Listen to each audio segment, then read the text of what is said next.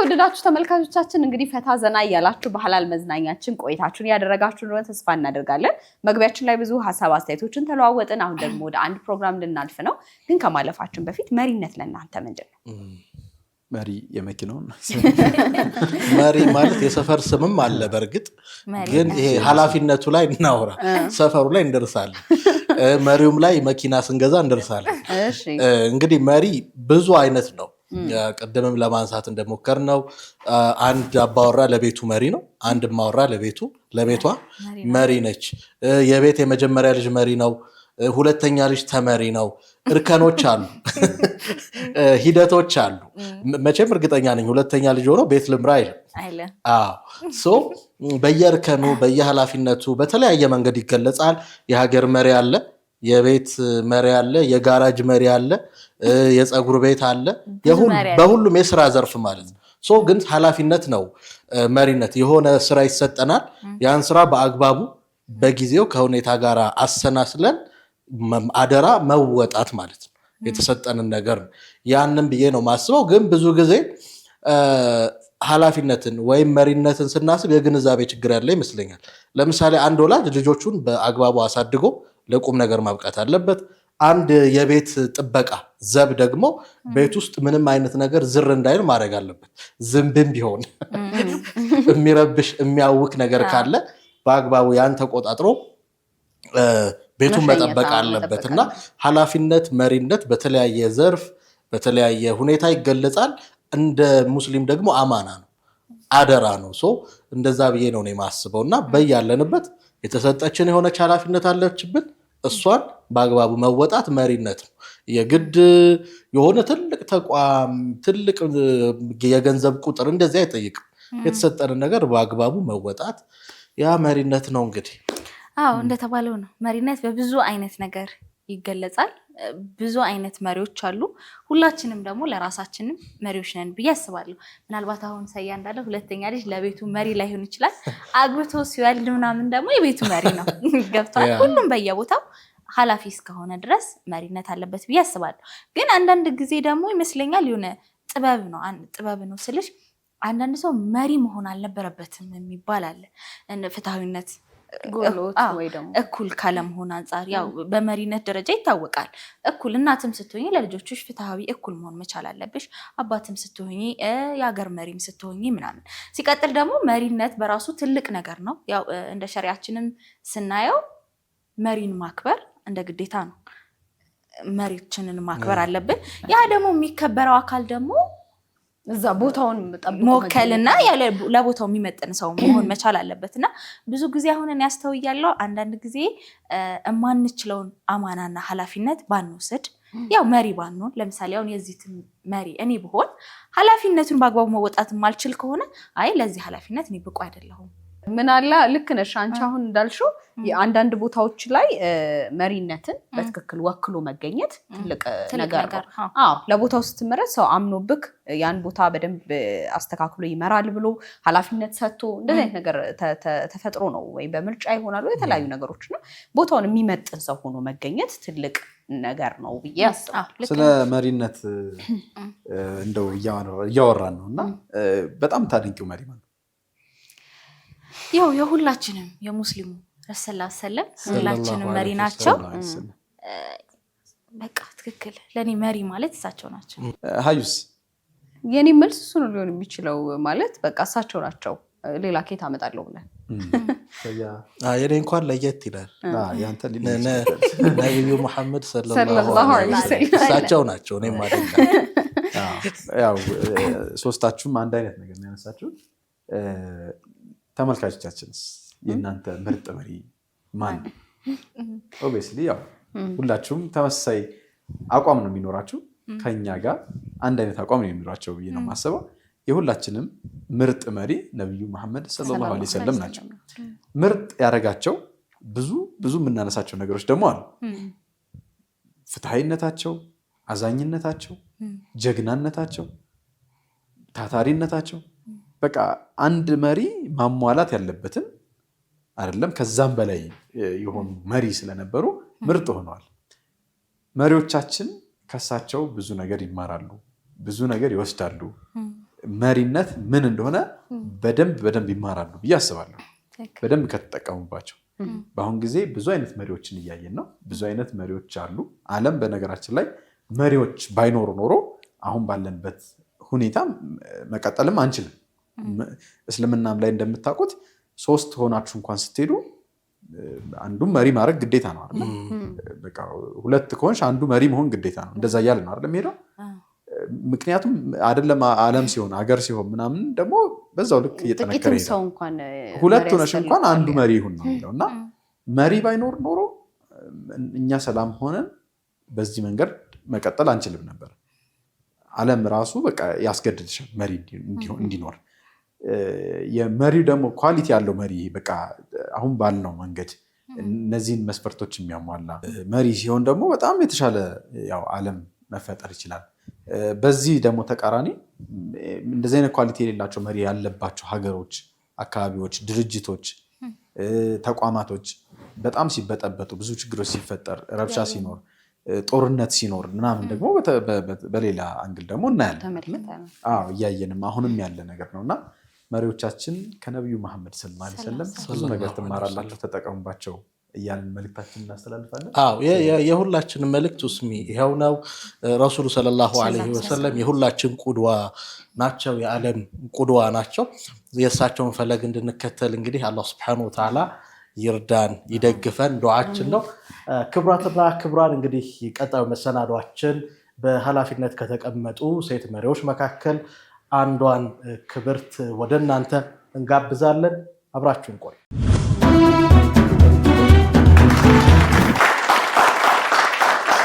የተወደዳችሁ ተመልካቾቻችን ሐላል መዝናኛችን አሁንም እንደቀጠለ ነው። መሪነት ላይ የተወያየን ነበረ። በመሪነት ላይ ያሉ ሴት እንስቶች በደንብ ልምዳቸውን ያካፍሉናል ብለን እናስባለን። ስለዚህ አንዷን እዚህ ጋበዝ አድርገን የተለያዩ ልምዶቿን ታካፍለናለች ማለት ነው። ከነቢሃ መሐመድ ጋር ነው ቆይታ የምናደርገው። የስራና ክህሎት ሚኒስቴር ዴኤታ በመሆን አገልግላለች፣ እያገለገለችም ትገኛለች። በተጨማሪ ደግሞ በነፃነትና እኩልነት ፓርቲ ማለት ነው የህዝብ ግንኙነት ኃላፊ ሆናም እያገለገለች ነው የምትገኘው። እንግዲህ ባለፈው ምርጫ ደግሞ ተወዳዳሪም ነበረች አይደል?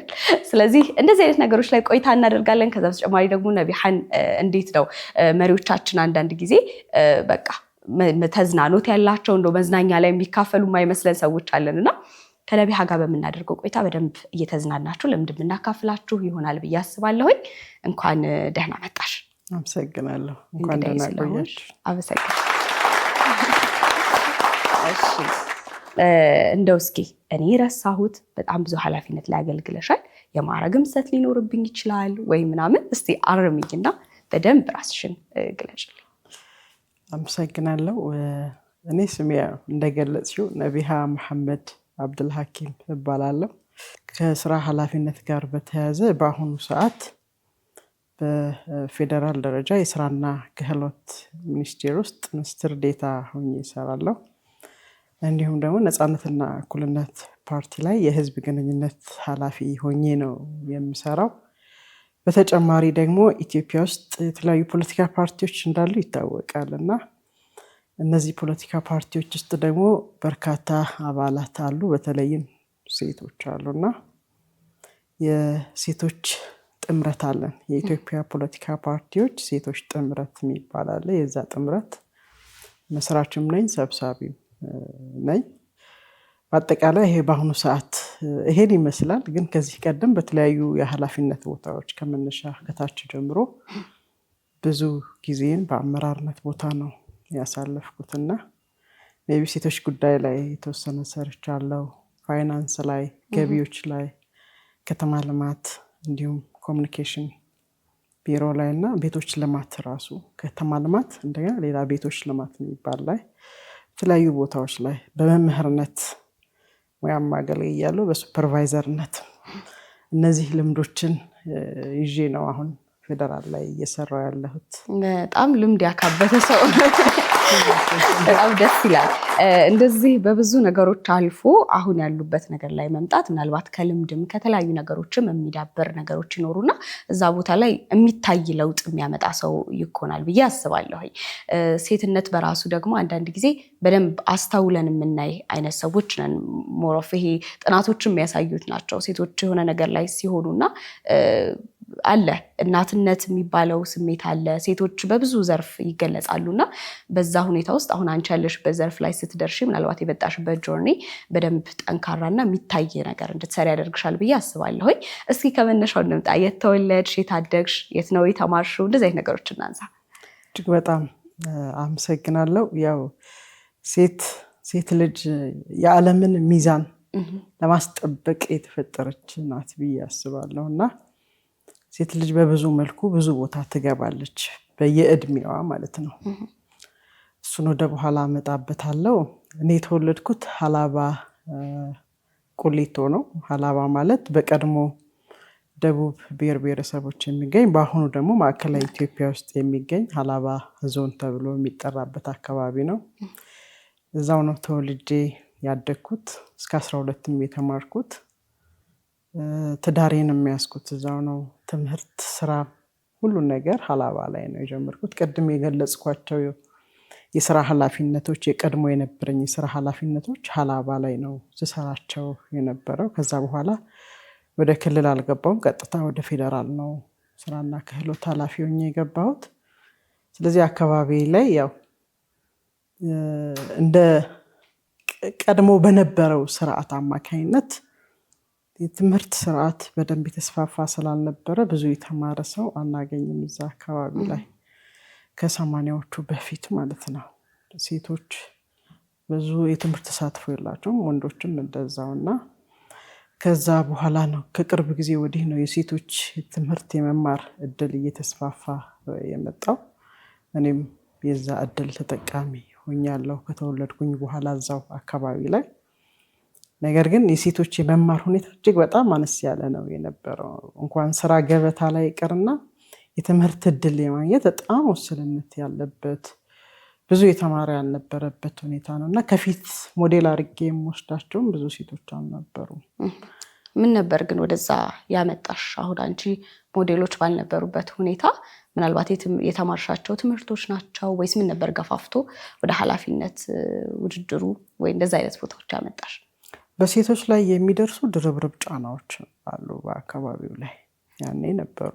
አሁን ቀንሷል። ኦልሞስት 100% ጠፍቷል ማለት አይደለም። የሴት ልጅ እንድትማር ከማድረግ አኳያ ብዙ ክፍተቶች አሉ። ትምህርት ላይ ያሉ ሴቶችም ያለ እድሜያቸው ተገደው እንዲያገቡ ይደረግ ነበረ።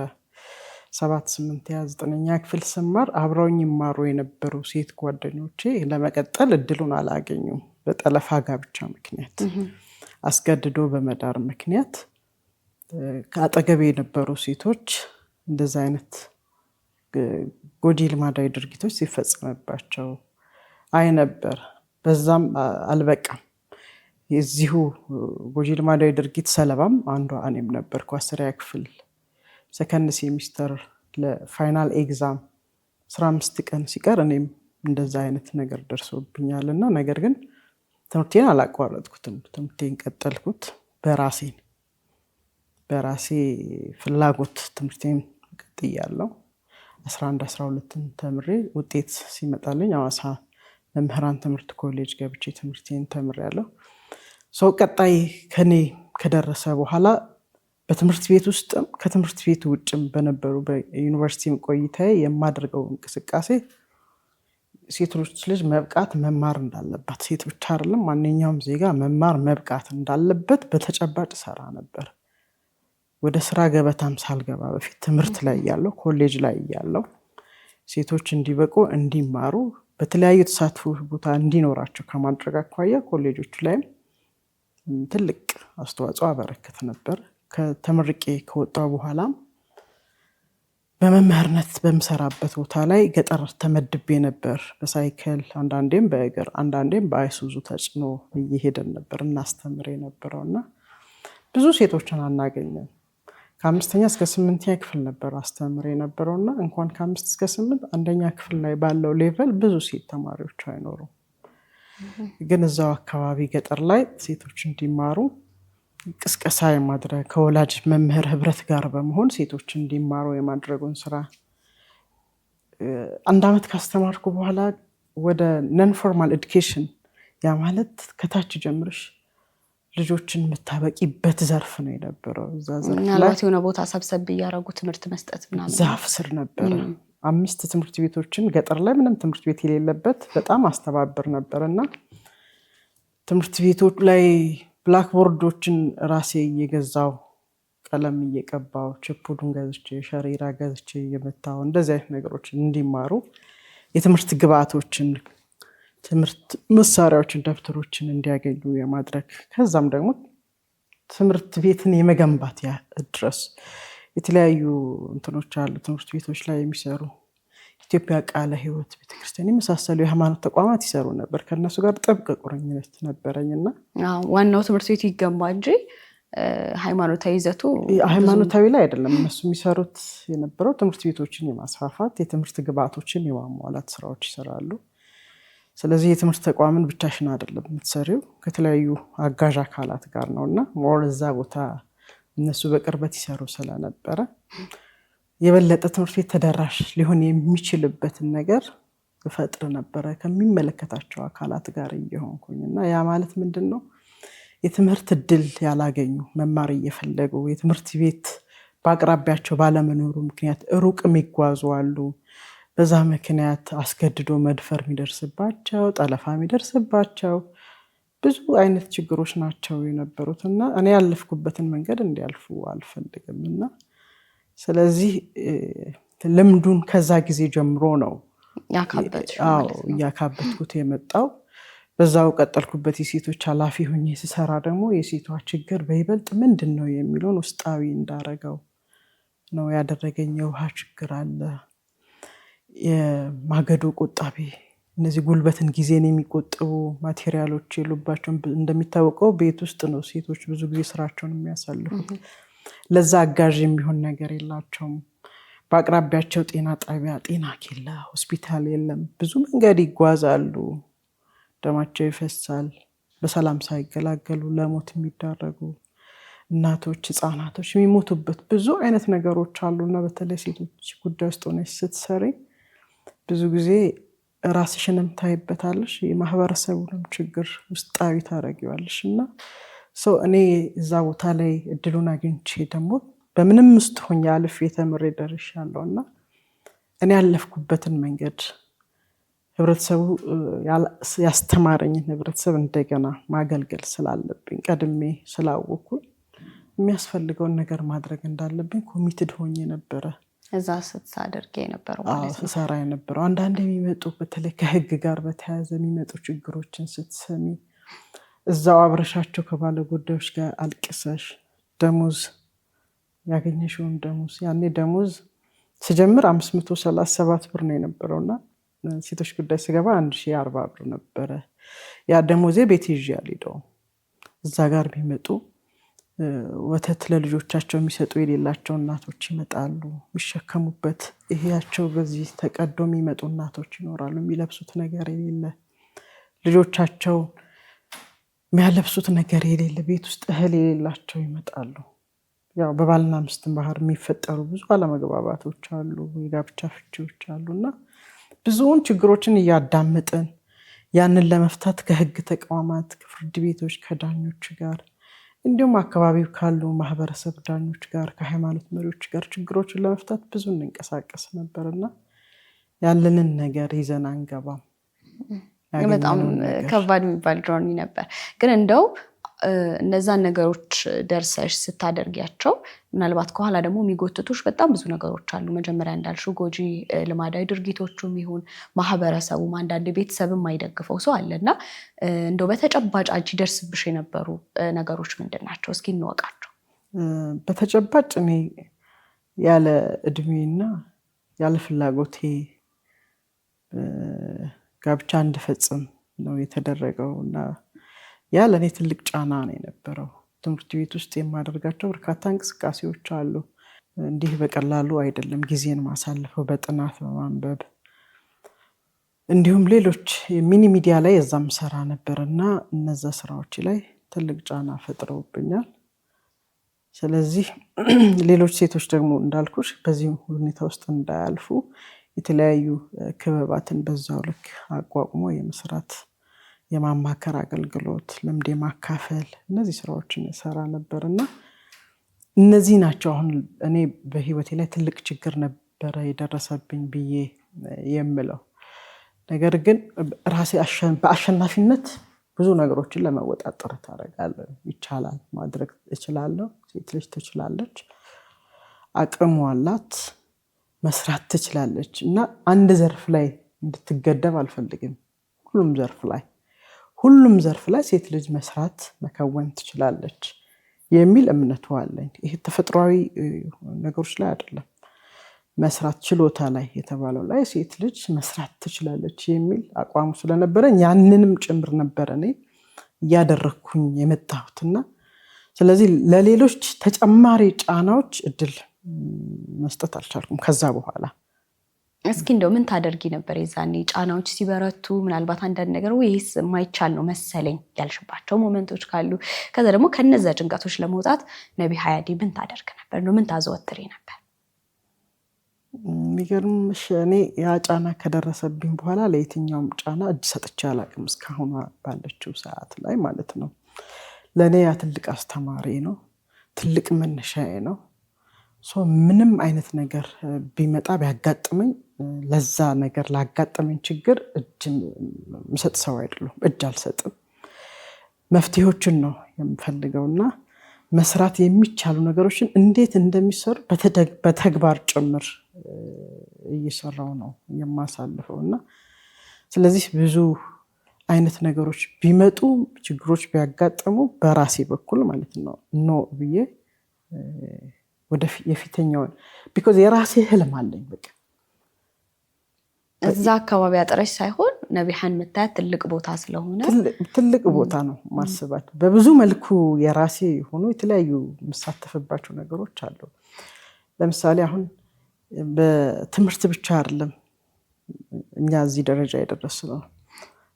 ቂራአትም አለን የራሳችን ቁርአን የምንቀራበት አለ። በዛ ሂደት ውስጥ ነው ያለፍኩት። ቁርአን ቀርቻለሁ፣ የተለያዩ ኪታቦችን ቀርቻለሁ። እነሱ በራሳቸው ለእኔ ትልቅ አቅም ነው የነበረኝ ለትምህርት እና በቂራአት ደረጃ ለራሴ ብቻ ሳይሆን ለሌሎችም ጭምር የማስተማር የማስቀረት እነዚህ ፕሮግራሞችን አደርጋለሁ በአንድ ዘርፍ። ከትምህርት አንጻር እንደዚሁ በራሴ የሚሄድበት መንገድ አለ። ሌሎች እንቅስቃሴዎች ስፖርታዊ እንቅስቃሴዎች ላይ ሞር በደንብ እሳተፋለሁ። አትሌቲክስ የትኛውም ማልሳተፍበት የለም። ስለዚህ እነዛ ነገሮች ምናልባት እስካሁን መጥተዋል ወይስ እዛው ልጅነት ላይ የተወሰኑት አሉ የተወሰኑት የሉም። በዚህ ያው እኔ ጋር ባይኖር ወደ ልጆች ያስተላልፋለሁ። እውነት ነው። ልጆቼ በቁርአኑም በኢልሙ በስፖርትም ያለውን ነገር ይዘውት ሲሄዱ ፖለቲካሊ ደግሞ በአመራርነት ያለውን ነገር እኔ እየቀጠልኩበት ነው ያለሁትና ግን ማልሳተፍበት ዘርፍ አይነት የለም ማለት ይቻላል። በጣም ደስ ይላል። እዛ አካባቢ ላይ ምናልባት እነዛን ነገሮች ሰርተሽ ወደ ፌደራሉ የመጣሽበት አጋጣሚዎች ይኖራሉ። ግን ይሄ አይለቅም አይደል? ምናልባት የዛ አካባቢ ችግር ላንቺ በደንብ ከየትኛውም ሰው እኩል አይደለም የሚሆንብሽ። ምክንያቱም እንዳልሽው ወርደሽ እያየሽ በተለይ በልጅነት አእምሮ በጣም ብዙ ነገሮችን ያዝሽበት አካባቢ ነው እና እንደው አሁን ላይ ያለውን ገጽታ ከዛኛው ጋር እያነጻጸርሽ እንደው ምን ባደርግ ብለሽ አስበሽ ታውቂያለሽ? ምናልባት እንደው በተጨባጭ አካባቢ ይሄ ቢኖር ብለሽ እንደው ያልተሳካልሽ ነገር ወይ ደግሞ ያደረግሽውንም በዛው ብትነግሪኝ። ያኔ እኔ የነበርኩበትና አሁን ያለሁበት ሁኔታ እጅግ በጣም ቢግ ዲፈረንስ ነው ያለው። ያኔ እንዳልኩሽ የትምህርት የመማር ሁኔታ በአቅራቢያ የማግኘት እጅግ በጣም ፖሲቢሊቲው በጣም ትንሽ ነው የነበረውና አሁን ላይ አይገናኝም። ያኔ 3 ወደ 7 የሚጠጉ የትምህርት ተቋማት ነው የነበሩት። 3 ምልሽ ሃይ ስኩል በተራራቀ ሁኔታ ያለበት ሁኔታ ነው የነበረው እና የትምህርት ቤት አክሰስ፣ የመንገድ አክሰስ፣ የውሃ አክሰስ፣ አጠቃላይ ብዙ ችግሮች ከሴቶች ጋር ስለሚያያዙ ነው። እነዚህ ነው ሁሉ ማለሳለሽ። የጤና ተቋማት፣ የትምህርት ተቋማት፣ የመንገድ ተደራሽነት፣ ሆስፒታሎች፣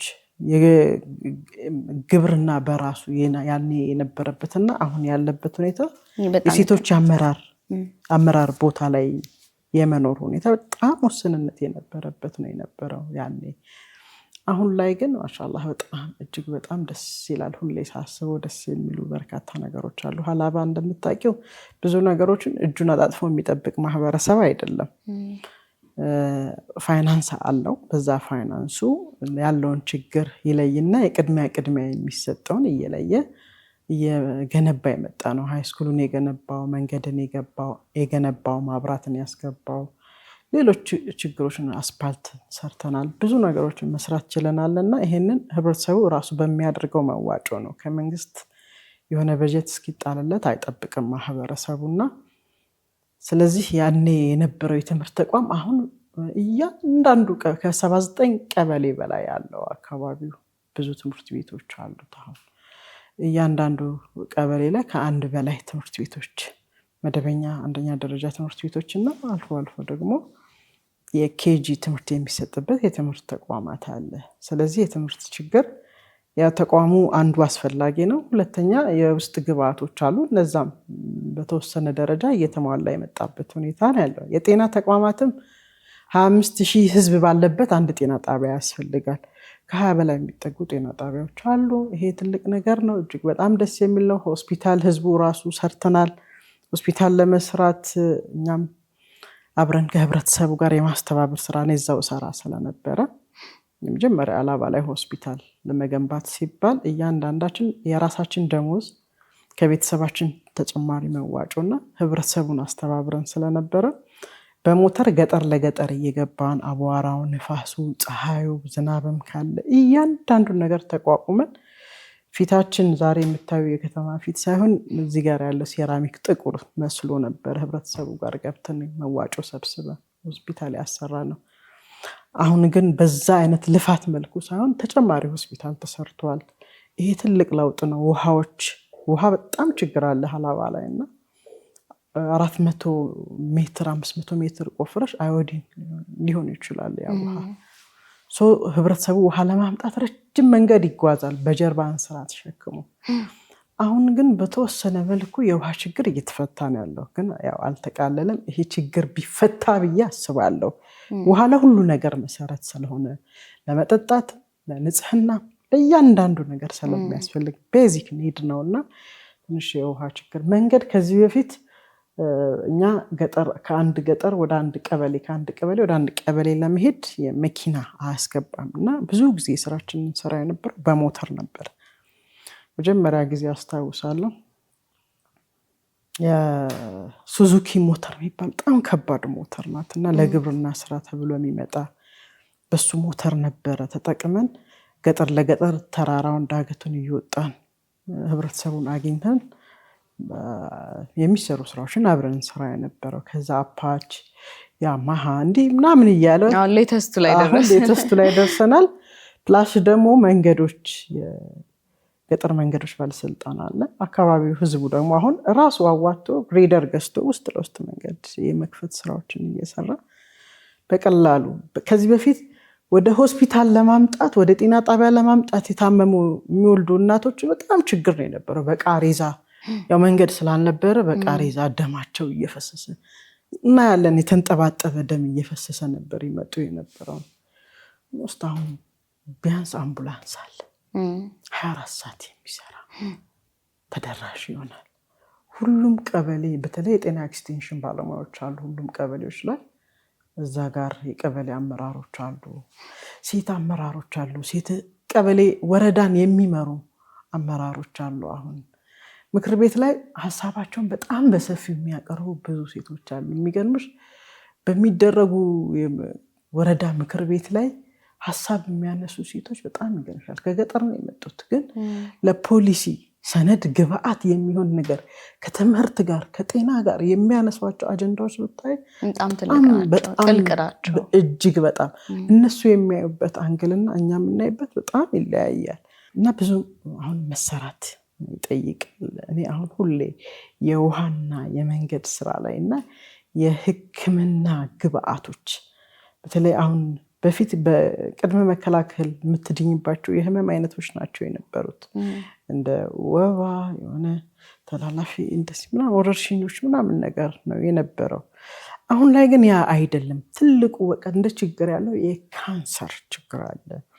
ያልታወቀውና ፊት ለፊት አውጥተው የማይናገሩት የፌስቱላ ህመም አለ እናቶች ላይ እና ለዛ ሕክምና ያስፈልጋቸዋል። ስፔሻሊ እናቶችን በተለየ ሁኔታ የካንሰር ህመም ሊታከሙ የማህፀን በር ካንሰር መታከም አለባቸው። ሳያውቁት እያወቁትም ደግሞ የሕክምና ወጪ ገንዘብ አጥሯቸው ሳይታከሙ ህይወታቸው የሚያልፉ በርካታ እናቶች አሉ። እነዚህ ነገሮች ላይ በተለይ መጠጥ ውሃ ላይ እናቶች ላይ የሚደርሱ ስራዎች በጣም መሰራት አለባቸው እና እነሱን ላይ የራሴን አስተዋጽኦ ማበርከት አለብኝ ብዬ አስባለሁ። በጣም ደስ ይላል። ፕራውድ የምታረጊው ነገሮችን ነው የሰበሰብሽው። ማለት እዛ ድረስ ለሚሰሩ መሰረተ ልማቶች ስር ድረስ ወርዶ የዛ ለውጥ አካል መሆን በራሱ በጣም የሚያስደስት ነገር ነው። ግን አሁን ላይም ቁጭ ብለሽ ደግሞ ያሉ ችግሮች እንደዚህ እያነሱ ማየትሽ እስካሁን እዛ አካባቢ ያለው ነገር የሚቆረቁረው ሰው መሆንሽ በጣም ደስ የሚል ነገር ነው። እኔ በደንብ ልምድ እየወሰድኩኝ ነው። በጣም ደስ ይላል እንደዚህ ትልቅ ቦታ ላይ ካለች ሴት ጋር ቁጭ ብሎ ማውራት በራሱና ከአፍታ ቆይታ በኋላ ስንመለስ ደግሞ ሌሎች ነገሮችን አነሳልሻለሁ። አሪፍ ቆይታ እያደረግን ነው ብዬ ተስፋ አደርጋለሁ። እሺ እንመለሳለን። የተወደዳችሁ ተመልካቾቻችን ቆይታችን አሁንም ይቀጥላል። መልካም ሁሉ እንመኝላችኋለን። የትም እንዳትሄዱ፣ እንመለሳለን።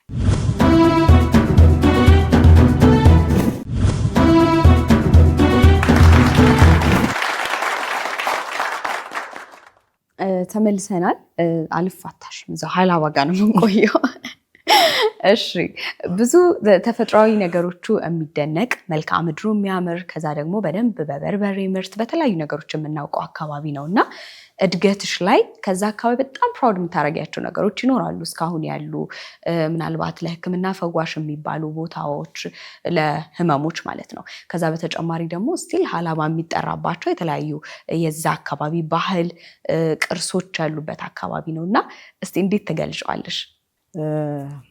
ሀላባ ማለት በብዙ ነገር ብዙ የሚባልላት ነገር አለና ሲጀመር ሀላባ የፍቅር ሀገር ትባላለች። ፍቅር ማለት ዝም ብሎ የሚመጣ አይደለም። የተለያዩ እምነት ተከታዮች የሚኖሩባት፣ የተለያዩ ብሔር ብሔረሰቦች የሚኖሩባት አካባቢ ናት። ስለዚህ ይሄ የተለያየ ማንነት ውበት ሆኖ ፍቅር ሆኖ አንድ ሆኖ የሚኖርበት አካባቢ ስለሆነ ልዩነቶች የሉንም። ሌላውን የምንለይበት የምናገልበት ተሞክሮ ልምዱም ባህሉም የለንም። ስለዚህ ሀላባን የፍቅር ሀገር የሚያረጋት ነገር ከሄድሽ አትወጭም አትችም። እኛ ለስራ ጉዳይ ሄደን እንቸገራለን ለመውጣት፣ እኛ ራሳችን ሄደን ማለት ነው እዚህ ስራ ላይ ሆነን ራሱ እና ሌላ ሰው ደግሞ ሄዶ እስከዛሬ ለምንድን ነው ያላሳወቃችሁን ለምን ብሎ በቁጭት ያዩ የሚመለሱ ሰዎች አሉና ሀላባ የፍቅር ሀገር ናት። አሁን በትክክልም ያለውን አካፍሎ ያለውን ነገር ሰጥቶሽ፣ ከሚበላው አብልቶሽ፣ ከሚጠጣው አጠጥቶሽ፣ የሚለብሰውን ሰጥቶሽ፣ ቤቱን ማደሪያ ብታጪ ቤቱንም ጭምር የሚሰጥሽ ማህበረሰብ ያለበት አካባቢ ነው። ስለዚህ የፍቅር መገለጫ ናት። ምንም እንትን የሚላት ነገር የለም። ሌላው ትልቁ ሀላባ የምትገለጽበት የምትታወቅበት የኦገቴ ስነስርዓት አላት ሀላባ። ያ ኦገቴ ስነስርዓት ማለት በየዓመቱ ደግሞ የሴራ በዓል እያልን የምናከብረው የህገ መንግስት ሳይኖር በፊት ህገ መንግስት የራሷ ህገ መንግስት ያላት ሀገር ናት። በጥላ ስር ሆና እያንዳንዱ ጉዳዮች ላይ የቤተሰብ ህግ አለ፣ የወንጀል ህጎች አሉት፣ የራሱ የሆነ ስነ ስርዓቶች አሉ እና ይሄ የሚመራበት ራሱ የአስተዳደር ስርዓት ይህንን የሚመራው አካል ራሱ የሚመረጥበት የምርጫ ስርዓት አለው እና በዛ ህግ መሰረት ሀላባም እና ሀላባ አጎራባች ያሉ አካባቢዎችም ጭምር የሚዳኙበት ስነ ስርዓት ነው። ከጎረቤት ሀገር ጋር አባትና ልጅ ከተጋጩ፣ ባልና ሚስት ከተጋጩ፣ ጎረቤት ከጎረቤት ከተጋጨ በሚጋጭበት አይነት በሚጠፋው የጥፋት አይነት ልክ የሚቀጣበት እያንዳንዱ ስርዓት አለው። መረጃ የሚለዋወጡበት ዱዱቡ ተብሎ ምንድነው? ስለ ግብርና ያለው ነገር ምንድነው? ስለ ሰላም ያለው ጉዳይ ምንድነው? አገር ላይ ኢትዮጵያ ውስጥ ያለው ከኢትዮጵያ ውጭ አልፎ ያሉ ጉዳዮች ምንድነው? ዱዱቡ ብለው ቁጭ ብለው ከዘራ ላይ ይዘው ቁጭ ብለው መረጃ የሚለዋወጡበት እያንዳንዱ ስርዓት ያለው ነውና በዛ ስርዓት የማይዳኝ የለም። ስርዓቱን ደግሞ እንደየአካባቢው ልጆች ከልጅነታቸው ጀምሮ የሚለማመዱበት ነው። በኋላ ላይ የጎሳው መሪ ሊሆኑ ይችላሉ። የጎሳ መሪዎች ተሰብስበው ነው ይህንን ኦገቴ ስነ ስርዓቱን የሚመሩት። ዛፍ ስር ሆነው ነው የሚመክሩት። በየጊዜው በእያንዳንዱ ጉዳዮች ላይ ቀደም እንደገለጽኩሽ የሚወያዩበት የራሱ የሆነ ስርዓት አለው። ከዛ ውጭ ሚሻላ የሚባል ስነ ስርዓት አለ እዚህ ውስጥ። ሚሻላ ማለት የመረዳዳት ስርዓት ማለት ነው። ይሄ በዚሁ ዳኝነት ሲስተም ውስጥ የሚመራ ነው። ሚሻላ ማለት የተቸገሩ ቤተሰቦች ምናልባት ቤት የላቸውም ፈርሶባቸው ሊሆን ይችላል። ለነዛ ሰዎች ከማህበረሰቡ ይወጣጣል፣ ቤት ይገነባል።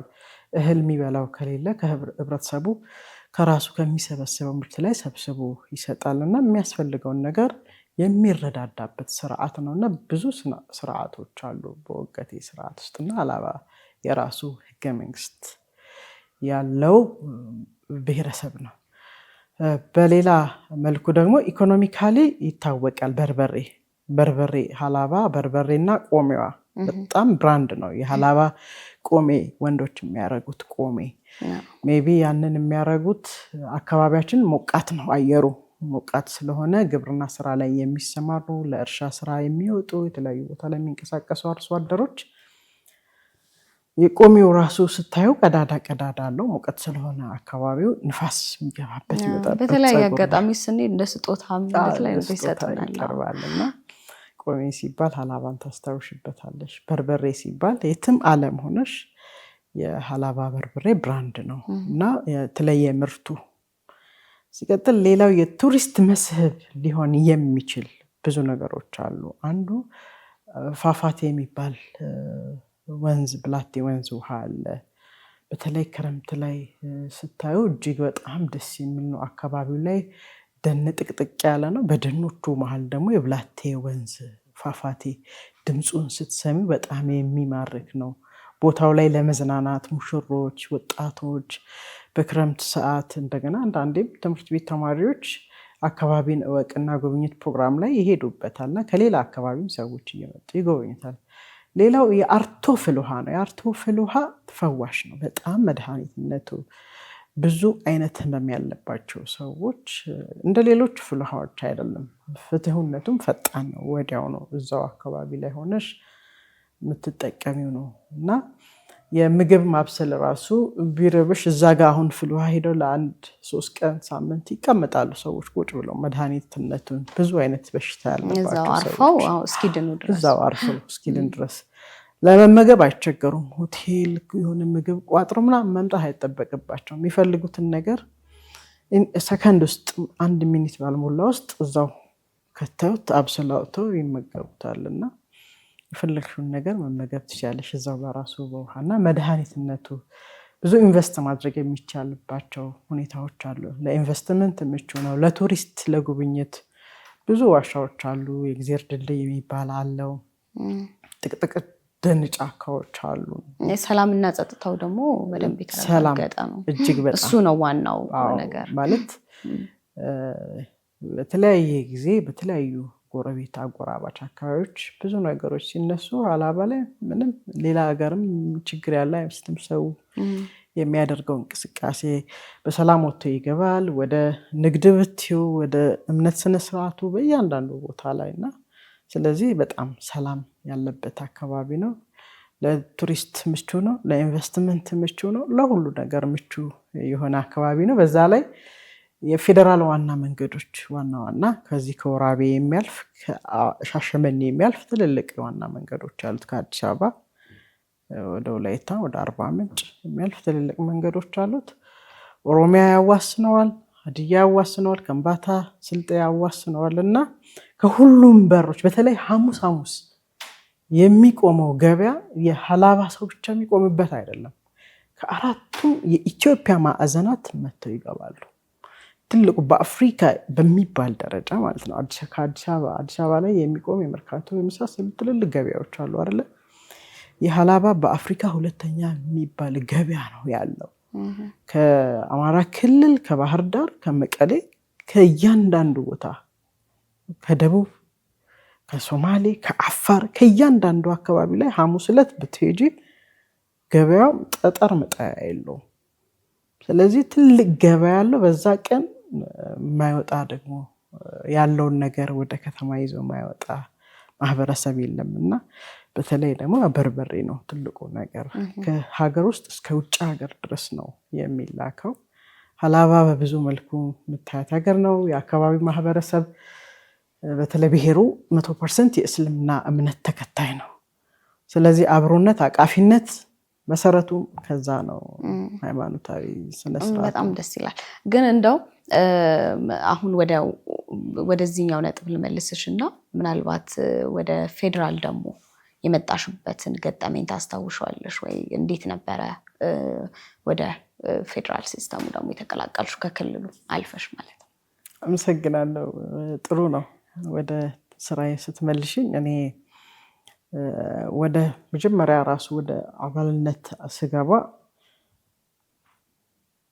እድሜ ለአመራርነት ሳይፈቅድ ነው ወደ አመራርነት ፑል ውስጥ የገባሁት። እንደነገርኩሽ አካባቢው ላይ የተማረ ብሔረሰቡ በተለይ የተማረ ሰው ስላልነበረ ያ እድል ተጠቅሞኛል ወደ አመራርነቱ እንደገባ። 1 ዓመት ነው መምህርነትን የሰራሁት። ከዛ ሴቶች ጉዳይ ገባሁ። ከዛ ሱፐርቫይዘር ነን ፎርማል ኤዱኬሽን ላይ ወደ መስራቱ መጣሁና 98 ላይ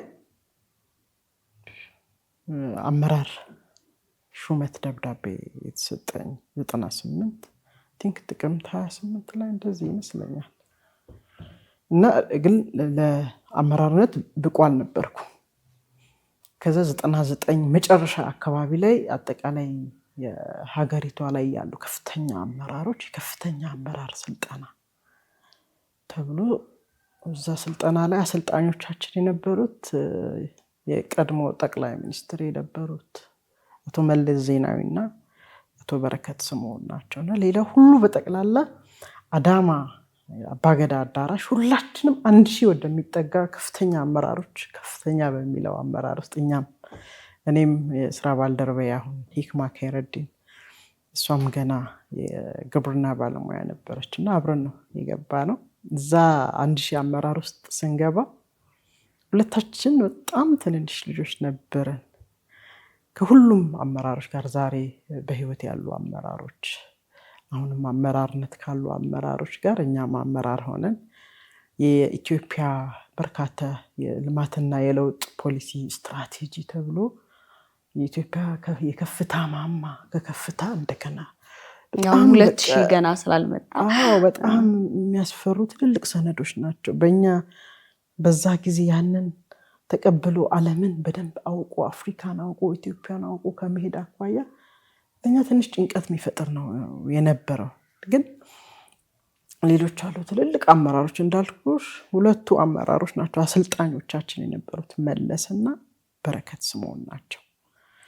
እና ከዛ ጊዜ ኃይለ ማርያም ደሳለኝ እና ባዱላ ገመዳ አጠቃላይ ያሉት ኢትዮጵያ አመራር ተብሎ የሚታወቁት በስም እናቃቸው ከነሱ ጋር አብረን ተሰልፈን ስሜቱስ ግን እንዴት ነበር? አሁን ከዛ መተሽ ከዛ ቀጣ ከጠቅላይ ሚኒስትሩ ጋር ቁጭ ብለሽ አንቺ ስልጠና እየወሰድሽ ነው እና እንዴት ነበር እሱን የምትገልጪው?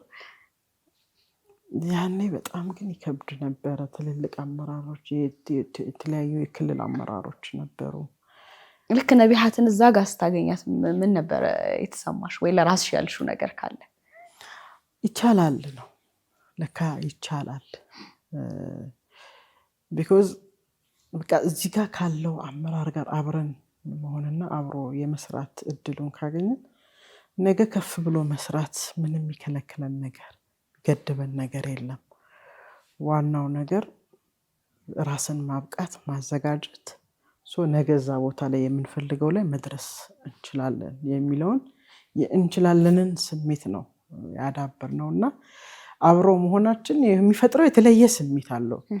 ሀገርን በመምራት በትምህርት ዝግጅትም በእውቀትም በፖለቲካም በብስለትም በልምድም ከኛ እጅግ በጣም የሚመላለጡ ከፍተኛ አመራሮች ናቸው የነበሩት። እነ ሬድዋን ሁሴን፣ ስራጅ ፈጌሳ፣ እንደነገርኩሽ እነ ካሱ ኢላላ እና አምባሳደር ተሾመ ቶጋ ኢትዮጵያ ውስጥ ያለ አመራር ጋር እኛ እንደው 998 እና 2 ነበር ይባል የነበረው ከአንድ ሺህ ውስጥ እኛ ሁለታችን ትንሽ ነበርና ዞሮ ዞሮ ትልቅ አቅም አግኝተንበታል። ብዙ ነገር ጨብጠንበታል። ብዙ እውቀት አግኝተንበታል። ለብዙ ነገር መነሻ ሆኖናል። በዚህ ሂደት ውስጥ ግን ያው እኔ አስታውሳለሁ ጠቅላይ ሚኒስትር መለስ ዜናዊን የጠየቁት ጥያቄ ነበር። የወረደብኝ ውርጅብኝ እኔ ነኝ የማውቀው። እስቲ እንደው ምን አልሽ አስታውሽን? እንደው እባክሽ እንደው እቺ ትንሽ ልጅ ምን እያለሽ ነው አይነት ነው ማለት ያው ምን ሊያስደርገኝ እንደሚችል አይ ዶንት ኖ አላውቅም። ገናም ስለሆነሽ ምንም አይመስለኝም። ግን እሳቸው በፕላዝማ ሆነው ነው ጥያቄ ካላችሁ ጥያቄያችሁን አንሱ ሲባል አነሳው እጄን አነሳውና እድሉ ተሰጠኝ እንድጠይቀውና አንደኛ የጠየቁት ጥያቄ የኢፈርት ሀብት አሉና እነዛ ሀብቶች እንደ ሀገር ለምንድን ነው የማይከፋፈሉት የሚል ጥያቄ ያነሳሁት እና 5ቱ ክልሎች እስከመቼ ነው አጋር ሆነው የሚቀጥሉት? እና አይ ቲንክ የተሰጠው ምላሽ እርግጠኛ ነኝ በተለይ ስራ ላይ የነበሩ ሰዎች ሁሉ ዞር ነው ምንም አይመስለኝም። ኧረ ምንም የሆነ ነገር ቢመጣም ምንም አይመስለኝም። ገና እንትን ነው አፍላ ይሆናል እኮ ሁሉም ዘርፍ ላይ እኮ ሲገባ ገና ሲስተሙን ሳታውቂው ብዙ ነገሮች ወኔው አለ ምን አለ። ከዛ ግን ይሄ መሰንበት ይበጃል ላይ ትደርሻለሽ። ለምሳሌ ነገሮችን ፍርጥርጥ አድርጎ በቃ ከቦታው ከመወገድ አይ በመሰንበት ውስጥ ብዙ ለውጥ ይፈጠራል ደግሞ ታስቢያለሽ እና በጣም ደስ ይላል። እንደው ግን እዛ ቦታ ላይ ከደረስሽ በኋላ ስልጠናዎቹ አለቁ።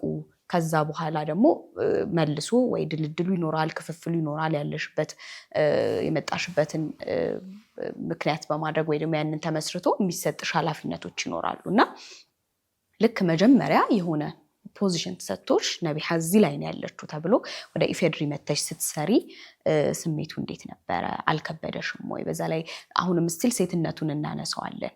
ህይወትሽስ እንዴት ነበረ? ከዛ በኋላ ትተሽ የመጣሽው ነገርና እስቲ እሱን በደንብ አስረጅ። እኔ ከዛ በኋላ የነበሩ ጉዞዎች በጣም ጠንካራ ጉዞዎች ናቸው የነበሩት። ስልጠናዎች በተደጋጋሚ እናገኝ ነበር።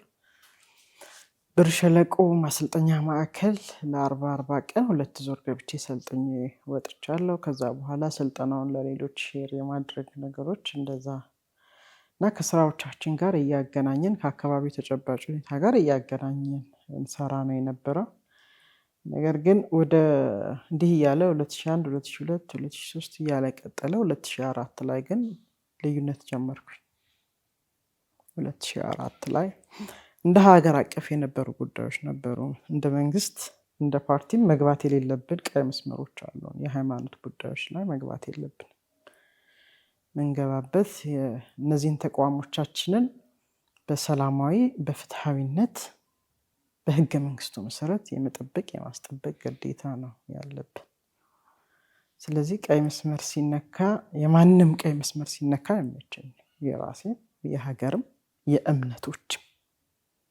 ስለዚህ እምነቶች ላይ ቀይ መስመር ሲነካ ቀይ መስመሩ ስትነኩት እኔ አልነካውም የሚል አቋሜን ይዤ አራምጃለሁ። የመውጣት ጥያቄ ያቀረብኩኝ የመልቀቂያ አመራርነትን ሳቀርብ ሌሎች ነገሮች ተከትለው ይነሱ ጀመረ።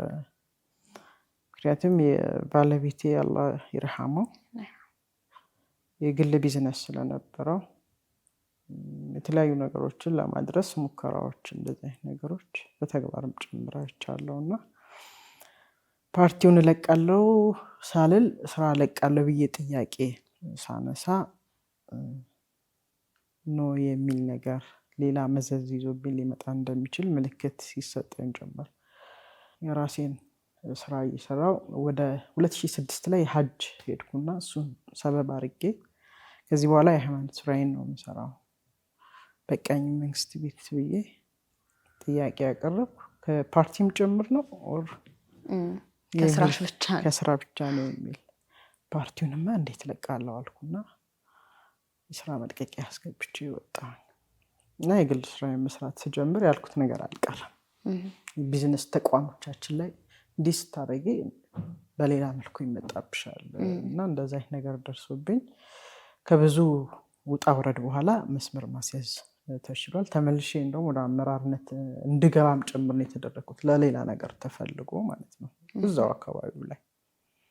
ወደ ጥሩ ፖይንት ነው የመጣሽ። ሌላ ነሳልሽ ነበር ምክንያቱም መንግስትና ሃይማኖት በጣም ተፈርቶ ተከባብሮ ምናምን የምትኖሪበት ጊዜ ነው የነበረው ማለት ጣልቃ አይገባም ይባላል ግን በቃ ወደ ፖለቲካውም ለመምጣት በጣም ያስፈራበት ጊዜ ነው የነበረውና አንቺን እነዛን ጊዜዎች ያለሽባቸውን ነገሮች በደንብ ብታነሽልን ደስ ይላል። ስቲል እኮ ሰዎች ወደ ፖለቲካ ነገሮች ላይ ለመግባት ምናልባት ከሃይማኖት ጋር ያነካካኛል ወይ ደግሞ አሁንም ስቲል የጠሩ ነገሮች ላይ ኖሩ ይችላሉ ብሎ ይፈራል እንደው ቁጭ ብሎ ማለት ነውና አንቺ እንዴት ነው ያንን አዋደሽ ሄድሽ ማለት ነው? ከዛ በኋላ እኔ ባመንኩበት ነገር ወደፊት ከመሄድ ወደ ኋላ አልልም።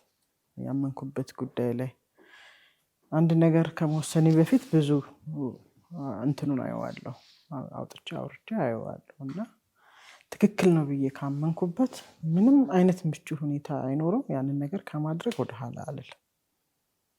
በቃ ኮሚትመንት የሆነ ጉዳይ ስትጀምሪ የሆነ መስዋዕትነት ሊያስከፍልሽ እንደሚገባ ማወቅ አለብሽ። በምቹ ሁኔታ ላይ ብትጠብቂ ከሆነ የትም አትደርሽም፣ ሊሳካም አይችልም። ስለዚህ ብዙ አይነት ነገሮች አጋጥሞኛል። በግል ህይወትሽ ትዳርሽ ድረስ እስከመምጣት ድረስ በጣም ብዙ ቻሌንጆች አጋጥመውኛል። ቅንጣት ታክል ግን ለአንዱም ችግር ቦታ ሰጥቼው ኢነርጂን ሉዝ አድርጌ አላውቅም። እድሉንም መስጠት አልፈልግም። ይሄ በፊት ያለፍኩበትም ነው ወደፊትም የምቀጥልበት አቋሜ ነው። በመሆኑ ይሄም በማድረጌም ወደፊት እንጂ ወደ ኋላ የመጣሁበት ምንም አይነት እንትን የለምና በስራዬ ላይ ተጨማሪ ተመልሼ ስራ አዲስ አበባ ገብቼ ኖር ነበር። ተመልሼ ወደ ሀላባ እንዲሄድ ተደርጎ የሆነ ኃላፊነት ቦታ ተሰጥቶኝ መስራት ጀምሬ ቀን ተሌት ሳላርፍ እየሰራው ፕላስ መልሶ ስልጣኔ ልትቀማኝ ነው የሚል ራሱ አስተዳዳሪው መልሶ ወስዶኝ ለምኖ መልሶ እንደዛ አይነት ነገርና እሱም ያለፈበት ስርዓት ስለማቀው የዛው ስርዓትና እነዚህ ችግር ፈጣሪው ስርዓት ውስጥ የነበረ ሰው ነውና ስቲል ነው አለ አመራርነት ውስጥ አሉ ክልሎች ላይ የነበሩ አሁን ፌደራል ላይ ያሉ አካላት አሉ። እንተዋወቃለን፣ በደንብ እንተዋወቃለን። ግን ለየትኛው ኔጌቲቭ ነገራቸውና መጥፎ ችግራቸው ለራስሽ ነግራሽው አታውቂም? እንደው አንዳንድ ጊዜ አመራር ላይ ያለው ብቻ ሳይሆን ሙስሊሙ ማህበረሰብ ራሱ ሙስሊም ሴት እንደዚህ ፍሮንት ፔጅ ላይ ሆና እንደዚህ ማየቱ ራሱ ብዙ ጊዜ ወደ ኋላ ተጎትተው የመጡ አመራሮችንም ሰምተናል። እና አንቺ እንደው የሙስሊሙ አቀባበል ምን አይነት ነበር ትያለሽ? ልክ አንቺን እዛ ጋር ሲያይሽ ሂጂ ጎበዝ በርቺ የሚሉ አስተያየቶች ብቻ ነው የነበሩት ወይስ ደግሞ ሙስሊም ሴት እንደው የት ልትደርስ የሚሉ አይነት ነገሮች ናቸው የነበሩት? ለአንቺ መሰረት የሚሆኑሽ አቅም የሚሆኑሽ ወይም ደግሞ አቅምሽን ወደ ኋላ የሚያደርጉት ጀምሮ ፈርስት ከቤተሰብ ነው ያለ ማህበረሰቡ እና እምነቱ እንዲያልሽ ትሄጃለሽ። እንደነገርኩሽ እኛ አካባቢ 100% ብሔሩ ሙስሊም ነው። ከተማው ላይ የተለያየ እምነት ተከታዮች አሉ። ቤተሰብ ጋር ስንመጣ ደግሞ ቤተሰብ ለኔ ትልቁ መሰረቴ ያው አላህ ይርሐማቸው አባቴ ናቸው። አባቴ የዘመናዊ ትምህርትን አንድ ሁለት ብለው አልተማሩም። ነገር ግን ዲን እንዲስፋፋና ዘመናዊ ትምህርት እንዲስፋፋ ትልቅ መሰረት ጥለዋል። ከሀላባ እስከ መዲና ጃሚዓ ተምረዋል። አረብኛ ሀላባ ውስጥ ትምህርት ቤት አልነበረም ብዬሻለሁ ቀደም ስነሳ እና ትምህርት ቤትን የከፈቱት አባቴ ናቸው አላህ ይርሐማቸው ከሀላባ ታላቁ ሼህ ሰይድ መኪ ጋር በመሆን እናቴና የሰይድ መኪ ባለቤት አንድ ላይ ሆነው ደሞዝ ከፋዮች ነበሩ። የሀላባ ብዙ የወጡ ተማሪዎች የስነፈለክ ተመራማሪ ነቢያት የምትባላለች እስከዛ ድረስ ያፈራው ያ ትምህርት ቤት ነው። ሀላባ ሰይድ አሊ የሚባል ትምህርት ቤት የአረብኛም ዘመናዊ ትምህርትም ይሰጥበት ያለ ላይክ እንደ አወልያ አይነት ሀላባ ላይ ያለው ትምህርት ቤት የነገርኩሽ አባቴና ሰይድ መኪ ናቸው ያን ትምህርት ቤት የሰሩት። መምህራኖች ሳውዲ ላይ ጃሚዓ ሰልጥነው እንዲመጡ ከመጡ በኋላም ለትምህርት ቤት የሚያስፈልገውን ግብአት እንዲማሩ ልጆች እንዲማሩ ሙስሊሙ ክርስቲያኑ የሚማርበት ተቋም ሀላባ ላይ ያየሽው ታላቁ ኑር መስጂድ እነዚሁ አላህ ይርሐማቸው እነሱ ናቸው የሰሩት። አርባ ምንጭ ብትሄጂ ወላይታ ብትሄጂ በየአካባቢው ላይ ያሉ የመስጂዶች የመድረሳ ስራዎች የአባቶቻችን ውጤት ነውና አባቴ ለኔ ትምህርት እንደማር እኔ ማውርሳችሁ ትምህርትን ብቻ ነው ይሉናል። ከ20 በላይ ነን ወንድም እህትንና ሁላችንንም አስተምረውናል አስቀርተውናል። ማስተማር ብቻ አይደለም ትምህርትን ጨርሼ ስራ የአካባቢውን ባህል ቋንቋ ሃይማኖት ጥናት ጭምር እንዳደርግ ላይብራሪ ቤታችን ውስጥ አለ። ብዙ ኡስታዞች ደረሶች እየተዋሱ እየወስዱ የሚቀሩትና እዛ ውስጥ ሁላ ያመቻቹ ነበረ። ስለዚህ ብዙ ነገር ካጠገባቸው ያደረጉኝ ቁርአን ራሱ እንድቀራ እንዳፍዝ አጠገባቸው ላይ ይፈልጉታል በተደጋጋሚ በቃ እንትን ይሉኛልና የሚሄዱበት ቦታ ሁሉ አብራቸው መንቀሳቀስ ነበረ። ትልቅ መሰረት ሆኖኛል። አካባቢው ላይም ያው እንደነገርኩሽ ጎጂ ልማዳዊ ድርጊቶች ቢኖርም እኔ በማድረጋቸው እንቅስቃሴዎች ላይ የሚደግፈኝ እንጂ የሚነቅፈኝን አላገኘሁም። በስራ ላይ ስቲል ነው ይደግፈኛል ማህበረሰቡ ያበረታታኛል። ጎበዝ በርቺ አርአያችን የሚሉ ነገሮች ስላሉ ለእኔ ትልቅ አቅም ነው። ብዙዎች ደግሞ ምሳሌ አድርገው ስለሚያዩ በምንም ነገር ወደ ኋላ መቅረትን አልፈልግም እና እንዳልኩሽ ስራ ራሱ ከመንግስት ኃላፊነት ሀላባ ላይ ወጥቼ አዲስ አበባ ሙሉ ለሙሉ ልጆቼን ጠቅላላ አድርጌ መኖር ጀምሬ ነበር። ግን ለካኔ ወደ ግል የቢዝነስ ስራ ሰራ ነበረ። አንዳንዴ የጭነት ስራ ራሴ ተሽከርካሪዎችን አይሱዙ ይዤ ከአንድ ቦታ ወደ አንድ ቦታ ከሀላባ አዲስ አበባ ከአዲስ አበባ አዳማ ጭነት ራሴ የነዳው ድራይቭ እያደረኩ እንደዚህ አይነት ስራዎችን ሰራ ነበረ። ግን እንትኔ አይደለም መልሶ ይሄ አገራዊ ሙቭመንቱ በተነሳ ሰዓት እኔ ስራውን ላይ በደንብ መስራት አልቻልኩም። ኢትዮጵያ ካይዘን ኢንስቲትዩት ገባሁና እዛ የተወሰነ ጊዜ በመልካም አስተዳደር መስራት ጀምሬ አገራዊ ሁኔታው በጣም እንትን ይለኝ ጀመረ። እንኳን አልተሳካልሽ እዛ ላይ እንኳን እዛ አልቀረሽብን እየነዳሽ ገባሁበት። በቃ ቢሮውን እንዲቆልፌ ውስጥ ላይ ያስቀመጥኩትን እንኳን የተለያዩ የራሴ ዶክመንቶች ሳሊዝ ወጥቼ ቀጥታ ሙቭመንቱ ላይ የገባሁት እንቅስቃሴ ላይ ገባሁና የነፃነትና እኩልነት ፓርቲ በአዲስ መልክ እሱን ያው ምስረታ ጀምሮ ቅድመ ምስረታ ጀምሮ ያሉ ስራዎችን ከነ ዶክተር አብዱልቃድር ጋር ብዙ አሉ፣ ሌሎች ብዙ ዶክተሮች አሉ አብረን ምስረታ ያደረግን ያንን ፓርቲ አገራዊ ፓርቲ ነው እና ሀገራዊ ጉዳዮችን በአጠቃላይ ያሉ ነገሮች ፖለቲካሊ፣ ኢኮኖሚካሊ፣ ከትምህርት፣ ከጤና፣ ከግብርና አኳያ ያለውን እንደ ሀገር ያለውን ነገር በደንብ ዲቴል ጥናት አድርገን ነው ወደ ፓርቲው ምስረታ እና የፓርቲውን ሙቭመንት የጀመርነው እና ስለዚህ እዛ ላይ እያለሁ ነው ባለፈው 6ኛው ሀገር አቀፍ ምርጫ ላይ የኛ ፓርቲ 2011 መጋቢት 15 ላይ የተመሰረተው 6ኛው ሀገር አቀፍ ምርጫ ስራ ደግሞ የተጀመረው 2013 ላይ ነውና እኛ በተመሰረትን 2 ዓመት እድሜ ውስጥ ገና እና ስለዚህ ሌሎች ረጅም ዓመት 30 40 50 ዓመት ልምድ ያላቸው ፖለቲካ ፓርቲዎች ምርጫው ላይ እንግባ ሲሉ እኛ ተነጋግረን ምንም ገና አዲስ ብንሆንም ግን ከመግባት ወደ ኋላ ማለት የለብንም ብለን አቋም ወስደን ገብተናል እና እዛ ምርጫ ስራ ላይ ቆንጆ ማኒፌስቶ አዘጋጅተናል። የፓርቲው የሚመራባቸውን ፕሮግራሞች፣ ፖሊሲዎች አዘጋጅተናል።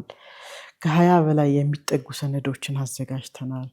እነዛ ሰነዶችን ከጫፍ እስከ ጫፍ ተንቀሳቅሰን የማስተዋወቅ የማስተማር ግንዛቤ ማስጨበጥ ስራ ያ ሰዓት ማለት ትንሽ የሚፈራበት ታይም ነው። ከአካባቢም ለመንቀሳቀስ በሀገር ውስጥም አንዳንድ ቦታ የተለያዩ ጥቃቅን ግጭቶች ነበሩ። የኮረና ጊዜ ነው የነበረው። የአንበጣ መንጋ በተለያየ አካባቢ የተከሰተበት ወቅት ነበርና ግን እኛ አዲስ ነን። አዲስ እንደመሆናችን መጠን ለየትኛውም ችግር እድሉን መስጠት የለብንም ብለን እኔ አስታውሳለሁ ደሴ ባህል አምባ አዳራሽ ላይ ትልቅ መድረክ አዘጋጅተን ፓርቲውን ያስተዋወቅንበት፣ ለምርጫ ክርክር ወደ ጅማ በዛ 16ኛው ሀገር አቀፍ ምርጫ ላይ የትኛውም ተፎካካሪ ፓርቲ ብዙ አይሳተፍም ነበርና ከብልጽግና ቀጥሎ የኛ ፓርቲ ነው እዛ ሄጄ የደቡብ ምዕራብ አካባቢ እንደ ቦንጋ ከፋ ምናምን ያሉትን አንድ ላይ ጅማ ኦሮሚያ እዛ ሰብስቤ ማዕከል ላይ ስልጠና ሲሰጥ ያስታውሳለሁ። እና የፓርቲውን ማኒፌስቶ በአጠቃላይ በምርጫ ወቅትና ከምርጫ በፊት ብዙ የማስተዋወቁን ቅስቀሳ የማድረጉን ስራ ስንሰራ ቆይቻለሁ። ይሄ ሲሆን ያው አመራርነትን ለቅቄ በግል እየሰራው ወጣ ገባ እያልኩ ነው የነበረው። በቤተሰብ በዛ ሰዓትም ባለቤቴ በጣም በጸና ታሞ ሆስፒታል ሃሌሉያ ሆስፒታል ለአንድ ወር ተኝቶ ነበር። ይህን ሁሉ በማደርግበት ታይም በጣም ሲያመው ወደ ህንድ ሀገርም ይዘው ሄጄ አስታምሜን የመጣሁት እና በዚህ መሀል ያው የቤተሰብም ኃላፊነት የሀገርም ኃላፊነት ግድ ነው። ሁሉንም አጣጥሞ ለመሄድ ብዙ ጥረት አድርግ ነበር። ብዙ የምትከፍያቸው መስዋዕትነቶች አሉ እና ትቶ ተሸንፎ መግባትን እኔ ከአባቴ አልተማርኩትም። አባቴ አንድም ቀን የባከነች ሰዓት የለቻቸው፣ አንዲትም ሰከንድ ማለት ነው። በእያንዳንዷ ሰከንድ ይጠቀሙባታል እያንዳንዷን እና ለራሳቸው ብለው ሳይሆን ለሀገር ብለው ከጫፍ እስከ ጫፍ ግብጽ ድረስ ሄደዋል። አልአዛር ዩኒቨርሲቲ ሄደው ገብተው እዛ ካሉ አካላት ጋር እንደ ሀገር ኢልምን የሚስፋፋበትን መንገድ ጃሚዓ ረጁሉን ሙሰቀፉን የሚል ስያሜ ሁላ ሳውዲ መጽሔት ላይ ስማቸው እንደዚህ ወጥቶላቸዋል። ብዙ አይነት ነገር ከሳቸው ማራለሁ። የግብርና ስራ ሲሰሩ ይዘውን ይሄዳሉ። የትምህርት ስራ፣ የመስጂድ ስራ ሲሰሩ ተከትለናቸው ነው የምንንቀሳቀሰው እና ያ ተስፋ አለመቁረጥን ምንም አይነት ችግር ቢያጋጥም ከዛ ችግር ጋር አብሮ መቆየት ሳይሆን መፍትሄ ፈልጎ ወደሚቀጥለው መሄድ ነውና ያን ተምሬበታለሁ።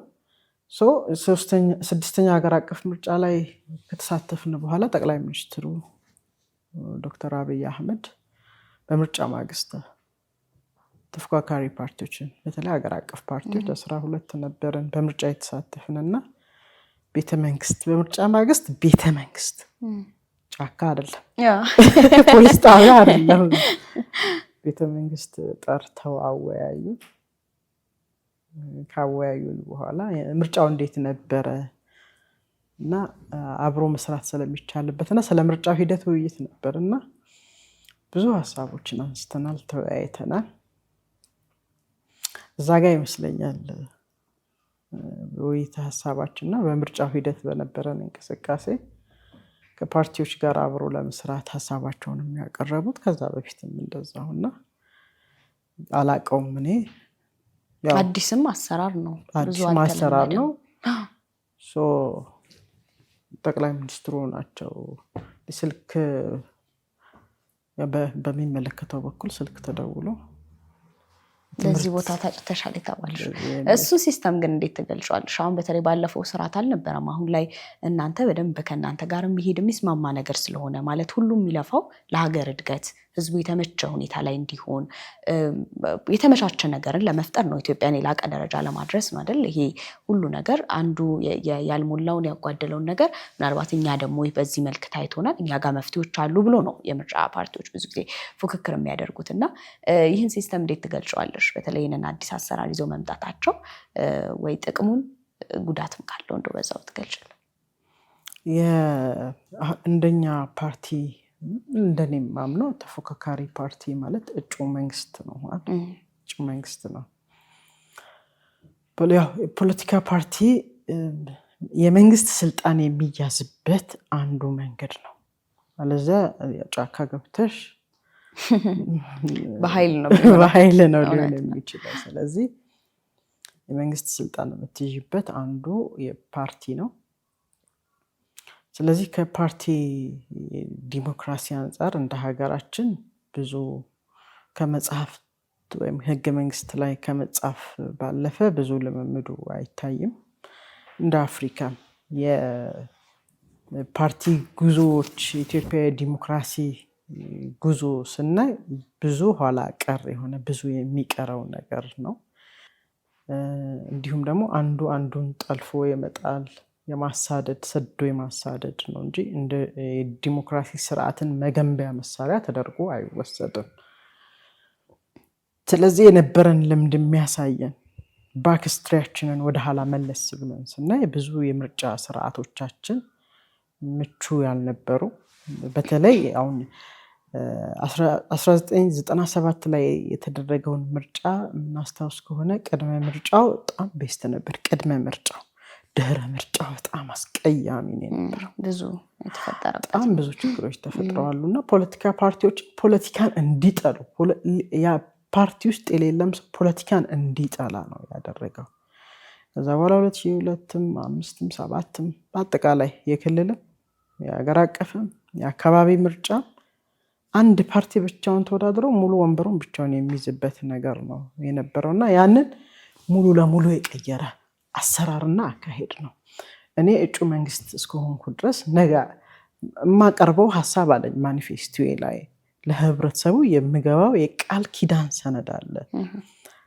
ያ ለህብረተሰቡ ነገ በመረጥ 5 አመት ልሰራው የሚችለውን ትልልቅ አጀንዳዎችን አስቀምጫለሁ የኢኮኖሚ አጀንዳ አስቀምጫለሁ ከግብርና አንፃር ከስራ ዕድል ፈጠራ ከንግድ ከገቢ ግብር ጋር ከኢንቨስትመንት ጋር ከቱሪዝም ጋር እንደዚህ ዋና ከሚባል ኢኮኖሚ ጉዳዮች ጋር የጤና ጉዳይ አለ የትምህርት ጉዳይ አለ ትራንስፖርቴሽን መንገድ ብዙ ነገሮችን ዘርዝሬ ያበቃለሁ ድንገት አይበለውና እኔ እንዲመርጠኝ አይደለም ወዳደረው ህዝቡ ሐሳቤን ማቀርብለት ቢመርጠኝና ባሸንፍ ምንም ልምዱ ሳይኖረኝ ቢይዘው ከበሮ ሲያዩት ያምር ሲይዙት ያደናግር ሊሆንብን ይችላል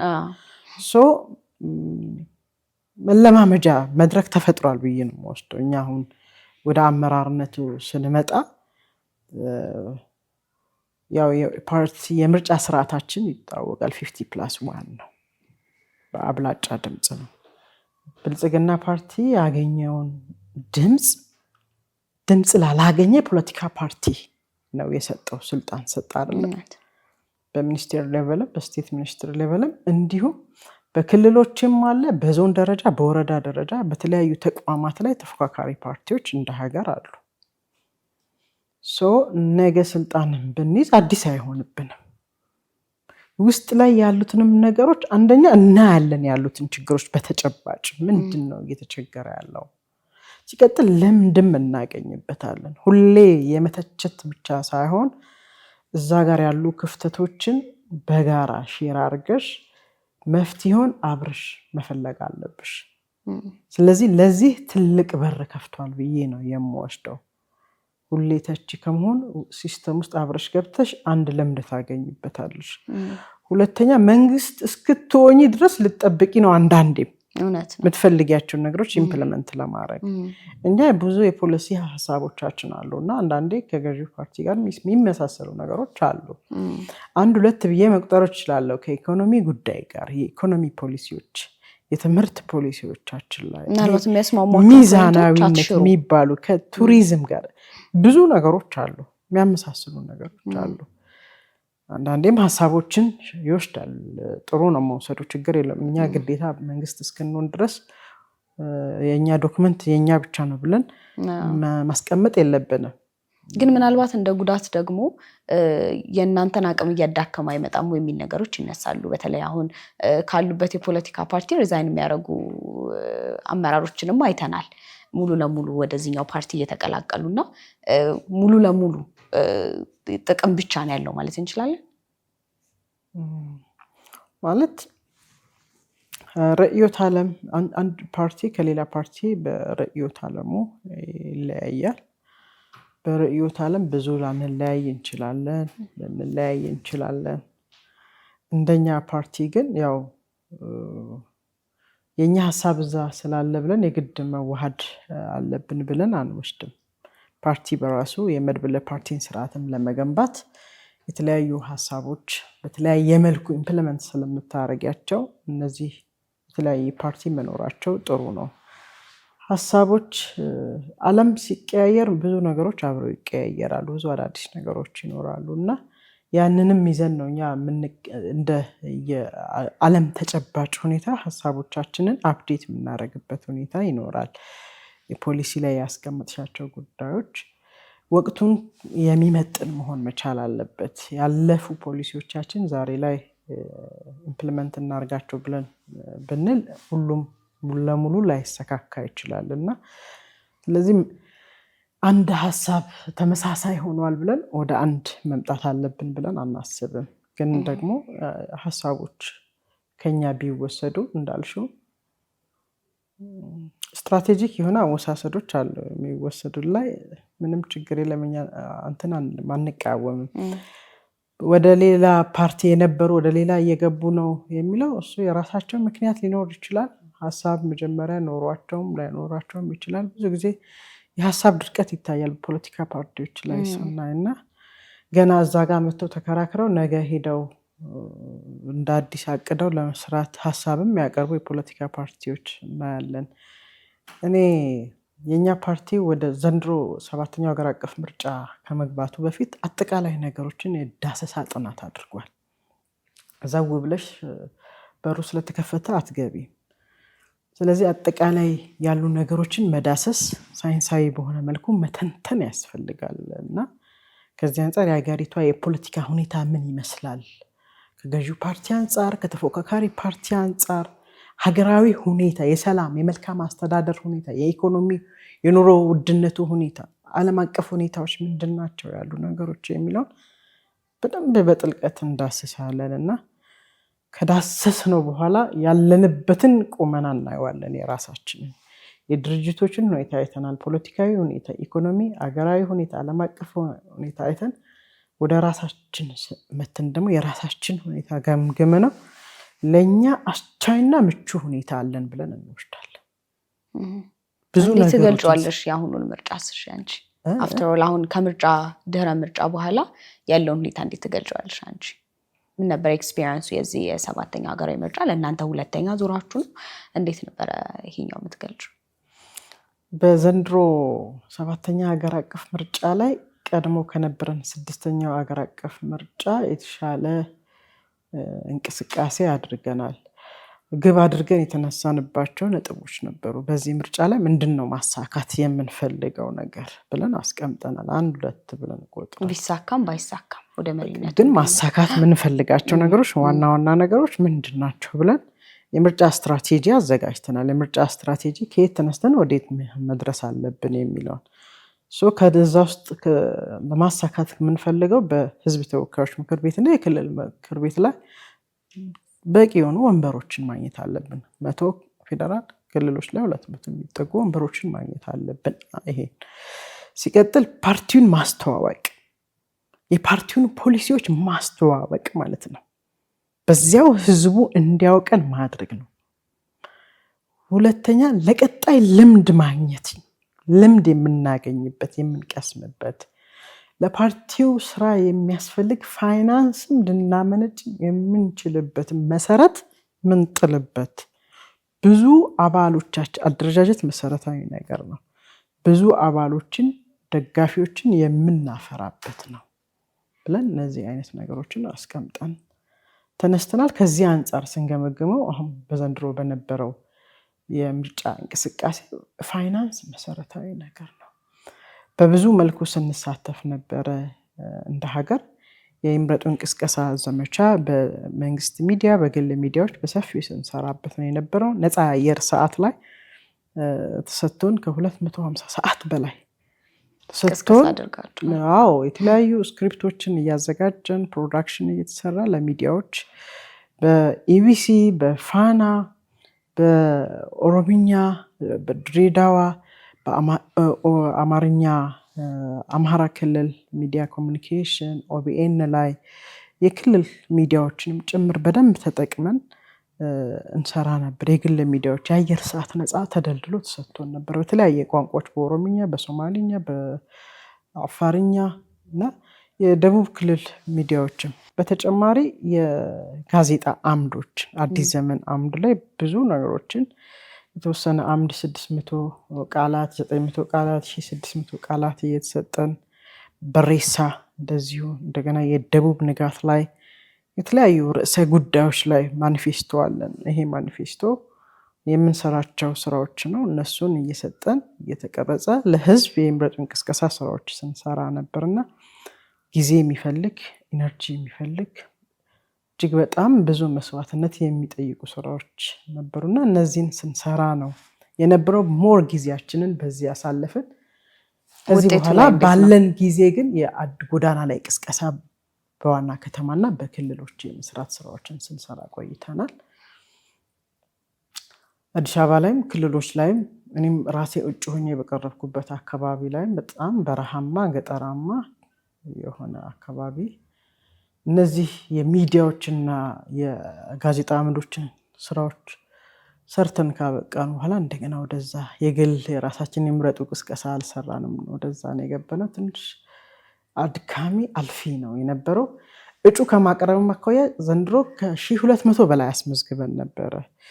ግን ያው ዲጂታላይዝ በመሆኑ ምክንያትና ዲጂታላይዝ አጠቃቀም ላይ እና ለዲጂታላይዝ ለመጠቀም የተጠየቁ መስፈርቶች ትንሽ ገጠር አካባቢ ያሉ እጩዎቻችን አመቺ ስላልነበረ ከ1200 ምናምን ወደ 840 ምናምን ወርዶብናል እጩዎቻችን። ይሄ በሰፊ ልዩነት ዘንድሮ ላይ አቅርበናል። የምንወዳደርባቸውም ኤሪያዎች በፊት ከነበረው ከ6ኛው ሀገር አቀፍ ምርጫ ብዙ አካባቢዎች ላይ ክልሎች ላይ ከጋምቤላ እና ከትግራይ ክልል ውጪ ሁሉም ክልሎች ላይ በሚባል ደረጃ እጩዎችን አቅርበናል እና በሁሉ መልኩ ይህንን ስናደርግ ቆይተን ወደ ምርጫው ዕለት ግን ስንገባ ትንሽ በእያንዳንዱ ምርጫ ጣቢያ በብዙ ሺህ የሚጠጋ ምርጫ ጣቢያ ነው ያለውና በእያንዳንዱ ምርጫ ጣቢያ ሁለት ታዛቢ ያስፈልግሻል፣ ቋሚ ታዛቢ። እንደገና በምርጫ ክልል 2 ቋሚና 7 ተንቀሳቃሽ ታዛቢ ያስፈልግሻል። ታዛቢ እንግዲህ የምርጫው ቀንን ነው የሚታዘበው፣ ሌላ የሚታዘበው ነገር የለም። የምርጫ ጣቢያ አዘገጃጀት፣ የምርጫ ሂደቱ ነፃ ነው፣ ፍትሃዊ ነው፣ ገለልተኛ ነው የሚለውን የሚያይ ነውና እንግዲህ ደግሞ ራሱን የቻለ ችግር ነው። ራሱን የቻለ በቃኛ ትልቁ ስራ እዚህ ጋር ነው ብለን እየሰራን ነበር። ወደ ታዛቢ ስንገባ በእያንዳንዱ ምርጫ ጣቢያ ላይ ታዛቢን ከየት እናምጣ፣ ያገኘናቸው ታዛቢዎች ውስጥ ገንዘብ ከየት አምጥተን እንክፈል። ምክንያቱም ቀኑ ሙሉ ነው የሚውሉት። ቁርስ አለ፣ ምሳ አለ፣ ራት አለ። ከአንድ ቦታ ወደ እኔ በራሴ ቢያንስ ከ100 በላይ ታዛቢዎች ያስፈልጉኛል። የግል እጩ ማለት አንቺ እንደ እጩ የምታቀርቢያቸው ታዛቢዎች አሉ እና እኔ 100 ከምናምን ካቀረብኩ እንግዲህ 840 ምናምን እጩዎቻችን ሊያቀርቡ የሚችሉት ምን ያህል እጩ እንደሆነ ማሰብ ይቻላል። ለዛ ሁሉ ደግሞ አበል ክፍያ ያስፈልግሻል። ያልተከፈለው አይሰራም። አንድ ብትከፊም ይፈራሉ ታዛቢዎች። ነገ ከስራ አፈናቀል ይሆን፣ ነገ ስራዬ ላይ ችግር ይደርስብኝ ይሆን። በጣም ፈታኞች ነበሩ። ተፎካካሪ ስትሆኝ እነዚህ ችግሮች በትክክል አጋልጠው ነው የሚሰጡሽ። ያንቺ ታዛቢ የለም ማለት እዛ ጋር የምርጫ ሂደቱ ላይ የሚፈጠሩ እያንዳንዱን ነገሮች ፎሎ አፕ ማድረግ አይችልም፣ ይቸገራል። ስለዚህ ትልቁን ስራ ለካ ታዛቢ ማቅረብ ዘንግተነው ነበር ማለት ነው።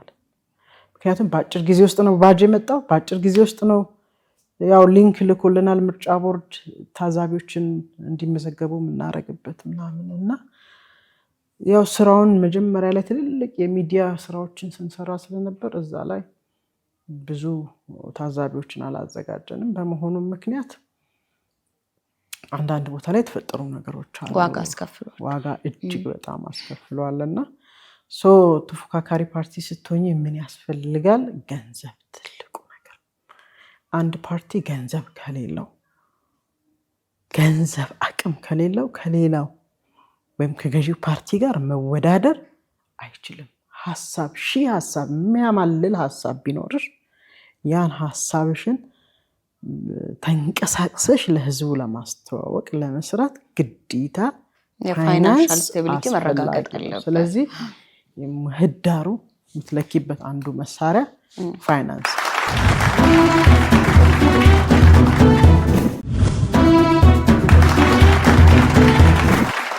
አንቺ እንዴት ነበረ? አሁን አንቺ እጩ ሆነሽ ከዛ ደግሞ ተመርጠሽ ያንቺ የምርጫ ውጤት ደግሞ እንደራስሽ እንደነቢሃ እንዴት ነበር? አስደሳች ነው የምትይው ወይስ ያለፍሽባቸው አሁን እንዳልሽው ከፓርቲውም ጋር እኩል የምትጋራቸው ችግሮች ስላሉ እንዴት ነው ያንን ስሜት የምትገልጪው? የዘንድሮን የምርጫ ስራ ስንሰራ በአስተባባሪ ኃይል አቋቁመናል። 5-6 የምንጠጋ የምርጫ አስተባባሪ ግብረ ኃይል አለ እንደ ፓርቲ። ስለዚህ አንዱ አስተባባሪ ነኝ እኔ። ከምርጫ አስተባባሪዎች የምንወዳደረው በሀገር አቀፍ ደረጃ ነው፣ ሀገራዊ ፓርቲ ነው። አጠቃላይ የፓርቲ ስራ እንደ ፖለቲካ ፓርቲዎች ትልቁ ስራ ነው። የምርጫ ስራ ትልቁ ስራችን ነውና እኔ ደግሞ የህዝብ ግንኙነት ኃላፊ ነኝ እንደ ፓርቲ።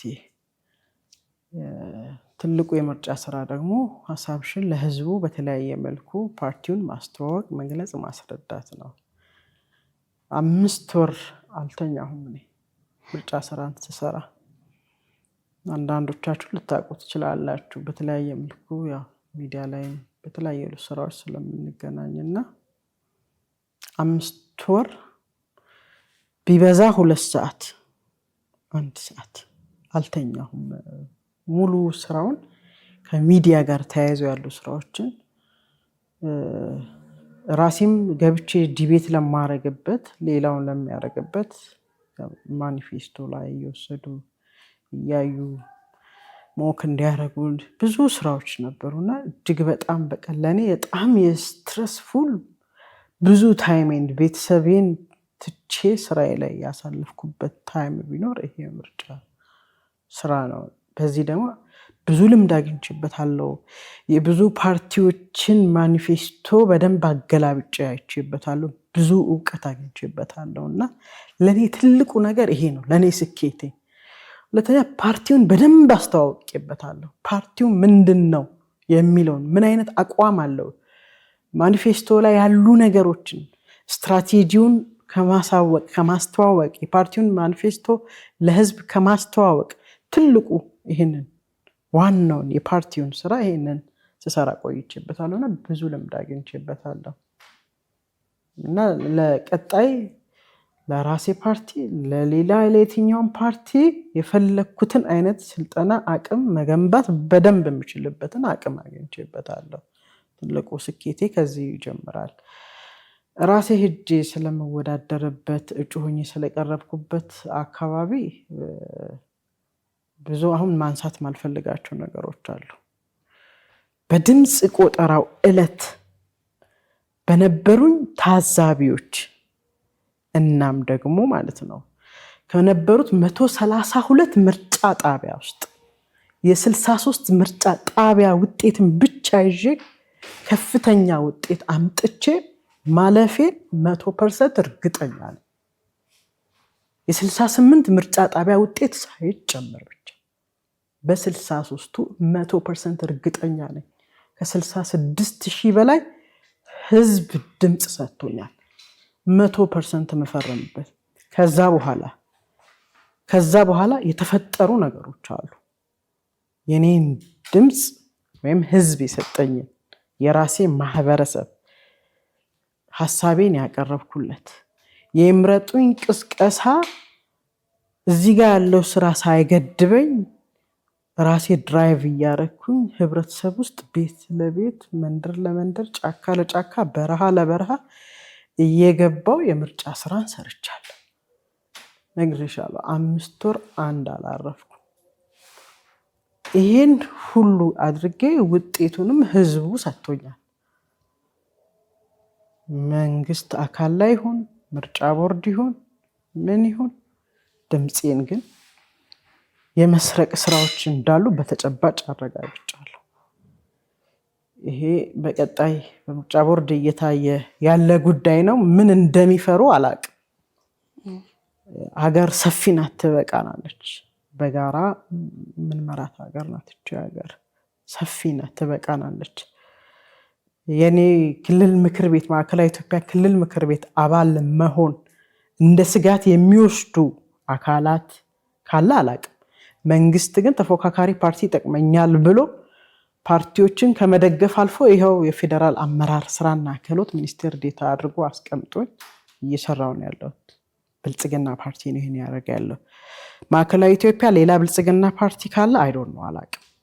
እንደዛ አይነት ችግሮች አሉና ስለዚህ በዚህ ፈተና ሂደት ውስጥ ደግሞ ከጥቃቅን ጀምሮ እስከ ትልቅ ያሉ ችግሮች ሊፈጠሩ ይችላሉ። እነሱን በጥበብ ማለፍ ነው።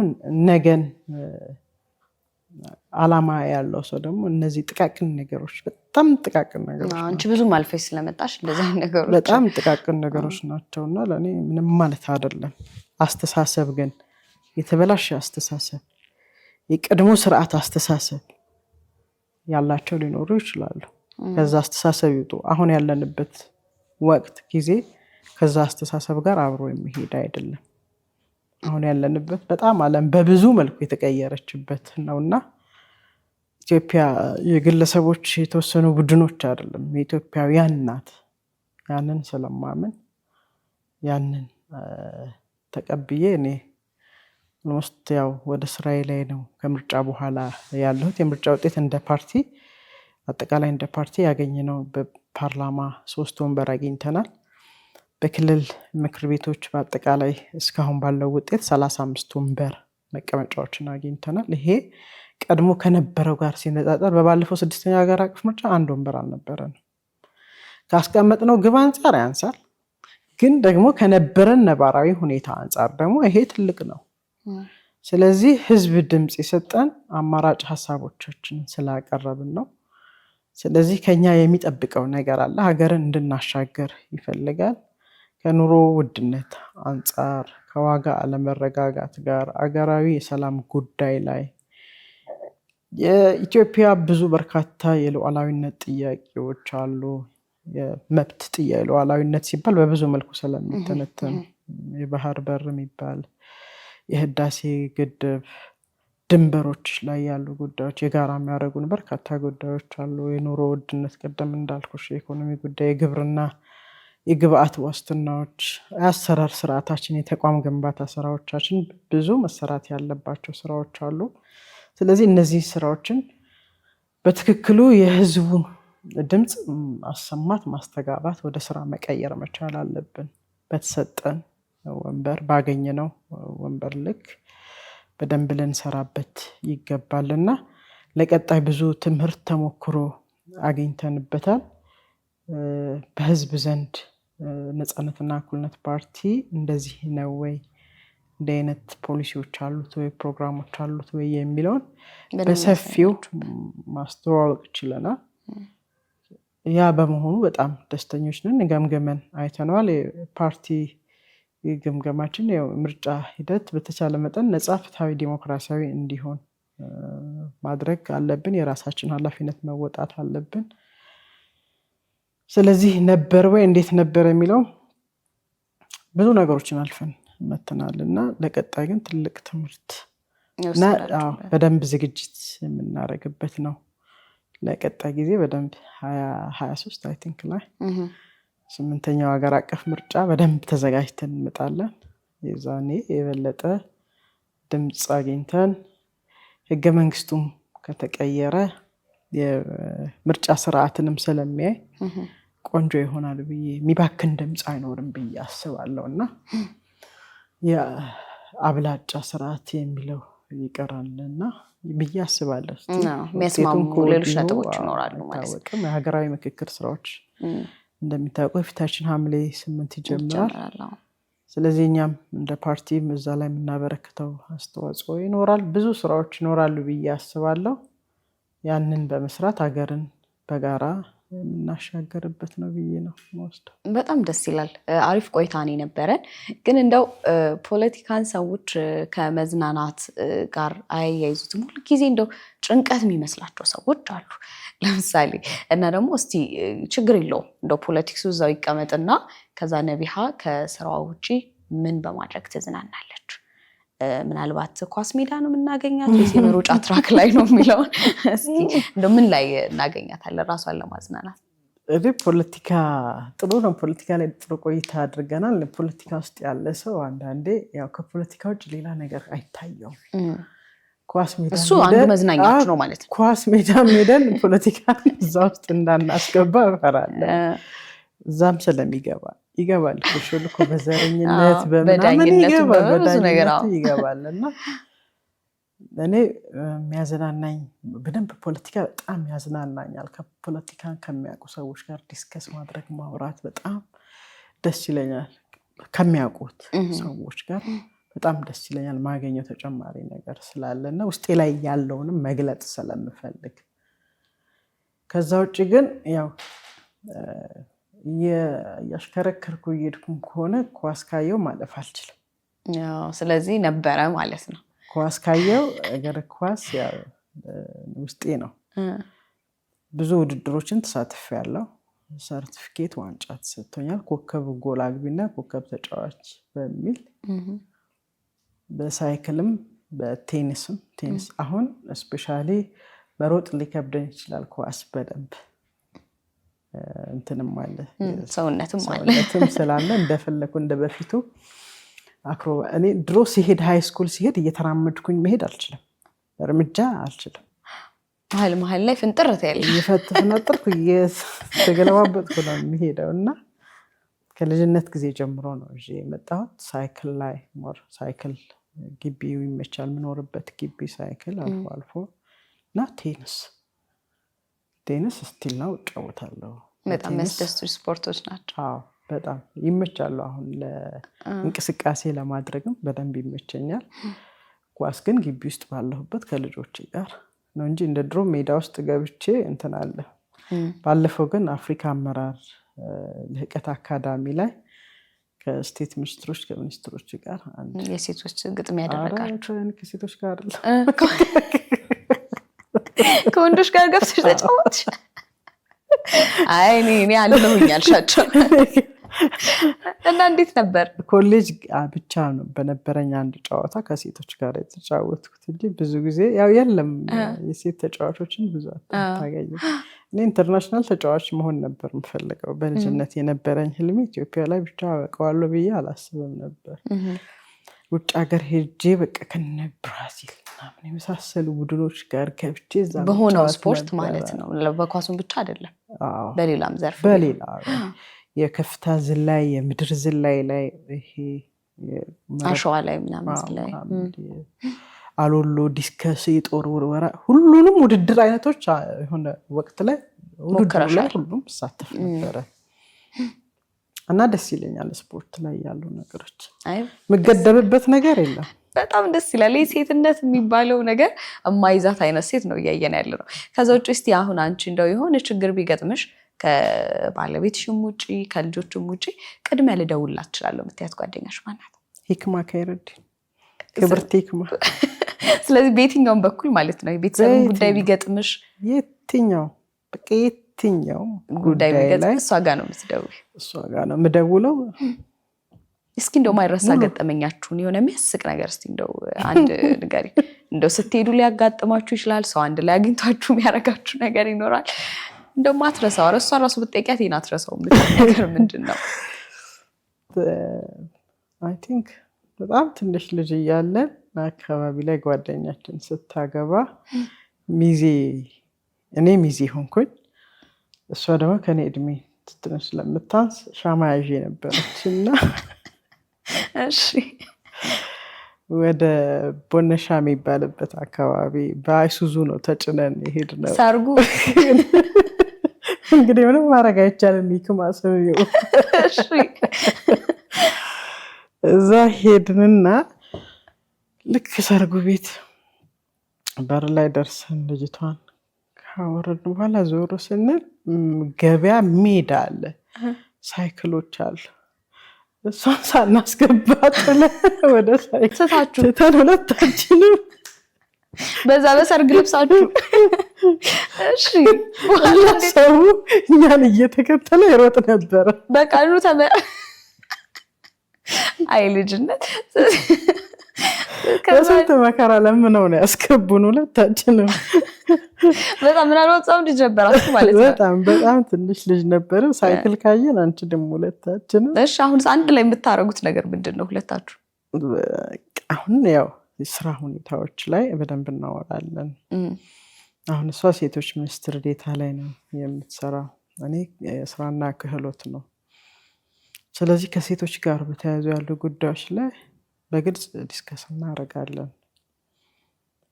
ምንድነው መስራት ያለብን ከልምድም አኳያ አሁን ካለው ሁኔታም አንጻር የሚለውን ዲስከስ እናደርጋለን። አንዳንዴ የግል ህይወታችንም ላይ እናወራለን። እኔ ያው የኔ ምትኬ ናት ብዬ ነው የምወስደው።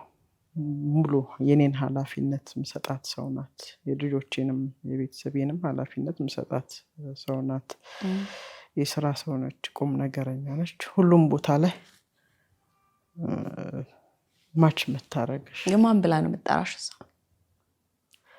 ያ በስሜ ነው። በስምሽ ነው የምትጠራሽ? ሁለታችንም በስማችን ነው የምንጠራው። ስትደነግጪ ቀጥታ ለአፍሽ ላይ የሚመጣው ነገር ምንድን ነው? አሁን ነገር ቢያስ እዚህ something explode አድርጎ የሆነ ነገር ቢፈጠር ምንም አይመጣም። ልምድ የለም። አላሁ አክበር ልትይዝ ትችያለሽ፣ ሊሆንም ይችላል።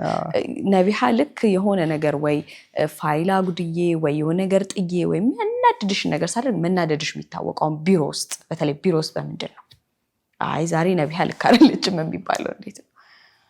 ብዙ ጊዜ በትዕግስት አሳልፋለሁ፣ እያየው ባላየው አልፋለሁ እና ከቢሮዬ ጋር ካሉኝ ሰዎች በጣም ደስ የሚል አፕሮች አለኝ እና ያው የስራ አካባቢ ምቹ እንዲሆን ከማድረግ አኳያ ያው ከአመራር አይደለም የሚጀምረው፣ ያለሽ አቀራረብ አይደለም የሚለው። እኔ የትኛውም ቦታ ላይ እንዳስገባሽኝ ታገኘኛለሽ፣ የትኛውም ቦታ ላይ ልታስገቢኝ ትችላለሽ እና ባስገባሽኝ ቦታ ሁሉ ታገኘኛለሽ። ከቄስ ጋር ብታገናኝኝ እንደ ቄስ ጋር፣ ከዑለማ ጋር ብታገናኝኝ ከሽማግሌ፣ ከሀገር ሽማግሌ፣ ከድሃ ጋር ብታገናኝኝ ከድሃ ጋር ልታገኝኝ ትችላለሽ። ከሀብታም፣ ሁሉም በዙሪያዬ ያሉ ናቸው፣ በዙሪያዬ ያሉት እና ብዙ አይነት ነገሮችን አውቃለሁ። በጣም ብዙ ከሁሉም ጋር ነው መቀርበው፣ ከህፃኑም ከወንዱም ከሴቱም ከትልቁም ከትንሹም። ከህፃናት ጋር መጫወት እንዲህ ማለት ብዙ ያዝናናኛል። ሂድትሽ እንዲህ ምናምን ሲሉ ያናደኛል ሰዎች፣ ደስ አይለኝም እና እነሱ ጋር ማገኘውም ፍቅር አለ። ከሰራተኛው ጋር አብሬ ሳሳልፍ ማገኘው ብዙ ነገሮች አሉ። ስለዚህ ሞሮፍ ደስታሽ ላይ ነው የምታተኩሩ። ብዙ የሚያናድሽ ነገር አዳምጣቸዋለሁ። ሞር እነሱን ምንድን ነው ያለባቸው ፕሮብሌሞቻቸውን አዳምጣለሁ። እንደ ባህሪ ምን ብለው ይገልጹሻል አንቺ? እንደው እሷ እንደዚህ አይነት ናት ብለው የሚገልጹት አንድ ባህሪሽ ምንድን ነው? አንቺ የሰማሽው ማለት ነው የደረሰሽ። ብዙ ጊዜ ሰዎች አይነግሩንም። እናታችን መጣች ነው የሚሉት ቢሮ ውስጥ እና አንዳንዴ በቃ ተደጋግሞ የሆነ ነገር ሲጠፋ እንትን አልልም፣ እናድዳለሁ። ወዲያው እናድድና የሆነ የኃይለኝነት ስሜት የለም፣ ያንን ሊያዩት ይችላሉ። ከዛ ወዲያው ደግሞ ያ ነገር የለም፣ ጠፍቷል። ረስቼዋለሁ የተፈጠረውም ነገር ምን ረስቼዋለሁ እና ጸባይንም እንደዚህ ስለሚረዱት በጣም ብዙ እንደምታገሳቸው ስለሚያውቁ ማስተካከልን ያውቃሉ። ስህተታቸው ያስተካክሉታል። ካላስተካከሉ ሲሪየስ መሆኔንም ያውቁታል። በሁለቱም መልኩ ያውቁታል። በጣም ተግባቢ ከነሱ ጋር ተጫዋች አይቶ እንደማልፍ የእናትነት የርህራሄነት ስሜት እንደማሰማቸው ያውቃሉ። ጫፍ ወጥቶ ከተገኘ ደግሞ በዛ ላይ ርህራሄ የሚለው ነገር ጠፍቶ ተቆጥቼ እንደምመለስ ያውቃሉ። ይሄ ቤት ውስጥም ውጭም ያለ ባህሪ በጣም ደስ ይላል። እንደው በመጨረሻ ግን እንድናነሳው የምፈልገው ነገር እንደ ሀገራዊም ኃላፊነት ካንቺ ወደፊት ምን እንጠብቅ? ከዛ በተጨማሪ ደግሞ ሙስሊም ሴት ሆኖ ሙስሊም ሴቶች በደንብ ሀገራዊ ኃላፊነት ላይ እንዲሳተፉ ወይ ደግሞ ራሳቸውን አቅማቸውን እንዲያወጡ እያደረግሻለች። በተለይ ደግሞ በሙስሊም ሴቶችን የማብቃት ዘርፍ ላይ ማለት ነው። ምናልባት ከመጅሊስም ጋር የተገናኙ ነገሮች ሊኖሩ ይችላሉ። የምትገቢባቸው ነገሮች ካሉ እናንሳ። ምክንያቱም ቅድም ምናየሁኝ ከአንቺ ትልቅ የወሰድኩት ነገር አንዳንድ ጊዜ ሰዎች አቅማችን ሲታያቸው ብዙ ጊዜ እኛን ለመጣል የሚሞክሩት ሙከራ ይከሽፍባቸዋል። አንቺ ጋር አሁን ከማህበረሰቡም እዛ ካለው ሰውም ምናልባት አንቺ ውስጥ የሆነ አቅም ባይታይ ወይ ደግሞ አንቺ ሰነፍ ብትሆኚ ላለሽ ነገር ጠንካራ ሴት ባትሆኚ የሚጥሉሽ ብዙ ነገሮች ነበሩና እነዛን ተጋፍጠው እንዲመጡ ያላቸውን አቅም እንዲያሳዩ አንቺን እንደ አርአያ እንዲወስዱ የተለያዩ የምትሰሪባቸው ቦታዎች ይኖራሉ። ይህም ኢንተርቪው ትልቅ ትምህርት የሚሰጥ ነው። አሁን በደንብ ብዙ ነገር አይቼበታለሁ እና ምን እየሰራሽ ነው? አንድ ከሙስሊም ሴቶች አንጻር እናንሳ። ከዚህ በኋላ ደግሞ እንደ ሀገር ከአንቺ ምን እንጠብቅ? የሚቀየሩ ይኖራሉ፣ አድገው የሚመጡ ነገሮችም ይኖራሉ እና እነሱ እናንሳ። ጥሩ ነገር ነው ያነሳሽው። እኔ የራሴን ምሳሌነት አርአያነት ብዬ የምወስደው በአንድ ሙስሊም ሴት ብቻ አድርጌ አልገድበውም። እውነት ነው። ለሴቶችም ለወንዶችም ጭምር አርአያ መሆን ብችል ደስ ይለኛል እና በዛ ልክ እንዲታይ እንዲወሰድ ፈልጋለሁ። መገደብ የሚለው ነገር ባይሆን ጥሩ ነው። ሞርገን ደግሞ ሴት ስለሆንኩኝ እንደ ሴት የትኛውም ሴት ላይ ለምሳሌ ቅድም አንድ መግቢያ ላይ ራሴን ሳስተዋውቅሽ የኢትዮጵያ ሴት ፖለቲከኞች ጥምረት የሚባል አለ ብዬሻለሁ። ያንን ያኔ 6ኛው ሀገር አቀፍ ምርጫ ላይ ከ160 በላይ ፖለቲካ ፓርቲዎች ኢትዮጵያ ውስጥ ነበር። አጋጣሚ ሆኖ ምርጫ ቦርዱ ሁላችንም ግን ሰበሰበን፣ ጃንዳር ብሎ ማለት ነው። ሰበሰበን 160ውን ፓርቲ የተለያየ ርዕዮተ ዓለም አለው፣ የተለያየ ሰነድ፣ ፖሊሲ፣ ፕሮግራም አለው። ግን የጀንደር ጉዳይ አንድ ያደረገን ነበር። የተለያየ ዓላማ ቢኖረንም የተለያየ እንትን ቢኖረንም ግን የሴቷ ጉዳይ አንድ ያደረገን ነበር እና ሳይ ሁሉም ሀሳቡን ሲያነሳ ሲያንሸራሽር በጣም ከውስጤ እየተነካ መጣ። ለምንድን ነው ግን ይሄንን አንድ የሆነ ኮአሊዥን ነገር ልብን ፈጥርስ የሚል ሀሳብ ሳቀርብ የዛኔ የምርጫ ቦርድ ኃላፊ ክብርት ብርቱካን ሚደቅሳ ነበረች እና እሷ ጋር አቅርቢና እሷ ምላሽ ትስጠን፣ ስትመጣ ታቀርቢያለሽ አሉ። ልክ እሷ ስትመጣ ጠብቄል አቀረብኩላት ይህንን ሀሳብ። ያ አለች፣ ተቀበለችው። ይሄ ጥምረት የሚመራበትን ደንብ አዘጋጁ፣ አስፈላጊውን ነገር እናግዛለን፣ ከጎናችሁ አለች። ልልሽ ፈልጌ ነው የሴቷ ጉዳይ አንድ ያደርገናል። ያው ከድሮም ጀምሮ የሴቷ ጉዳይ ውስጥ ላይ ስለነበረ ያንን ጥምረት ስንመሰርት የተለያየ ፖለቲካ ፓርቲ ብንሆንም ግን ሴትነት አሰባስቦናል። በተለያዩ ስርዓቶች ዲሞክራሲ ባልዳበረበት የሴቷ ጉዳይ ብዙ ጊዜ ወደ ኋላ የተገፋ ወደ ኋላ የቀረ ነው። በሁሉም ፖለቲካውም ላይ ኢኮኖሚውም ላይ እንደ ሀገር ልማት ስታስቢ እያንዳንዱ ሀገር ላይ የሚሰሩ የልማት ስራዎች በቀጥታም ይሁን በተዘዋዋሪ ተጠቃሚ የሚያደርገው ሴቶችን ነው። እንደ ሀገር ያሉ ችግሮች፣ የሰላም እጦት፣ ድርቅ የመሳሰሉ ወረርሽኝ አደጋዎች ምናምን የመሳሰሉ ነገሮች ሲኖሩም የዛ ቀጥታ ተጎጂዎች ሴቶች፣ ህፃናት፣ አረጋውያን ናቸው። ስለዚህ ሴቷ በየትኛውም መልኩ በየትኛውም ቦታ ላይ መሳተፍ መስራት አለባት። ስለዚህ ያ ስለሚያስፈልግ ሴቷ በሁሉም መስክ እንድትሳተፍ ጠንክራ እንድትወጣ ፈልጋለሁ። ወደ ሙስሊም ሴቶች ስንመጣ ሙስሊም ሴቶችም ወንዶች የፖለቲካውን ዘርፍ ላይ ብዙ አንሳተፍም። የኛ ዘርፍ የተለየ ዘርፍ ተለይቶ እንደተሰጠን ነገር ነው የምናየውና የሚታየው። ይሄ ያው የቀድሞ የነበሩ ስርዓቶች ውጤት ነው። ብዙ ጊዜ ትምህርትሽን መሐመድ ኮንሽ አትማሪም፣ የሆነ ስም ዮሐንስ ማለት አለብሽ ወይ ጥላሁን ማለት አለብሽ ልትማሪ። ስለዚህ ከዚህ አንፃር ወንዶችም ሴቶችም ሙስሊም የሆኑት ትምህርት ላይ አልነበሩ። ነገር ግን በሀገር ጉዳይ ላይ ብዙ ቦታዎች ላይ ሲሳተፉ ማናየም ነበር እና አሁን ግን ተሳትፎ እየተቀየረ የመጣበት ሁኔታ ነው ያለው።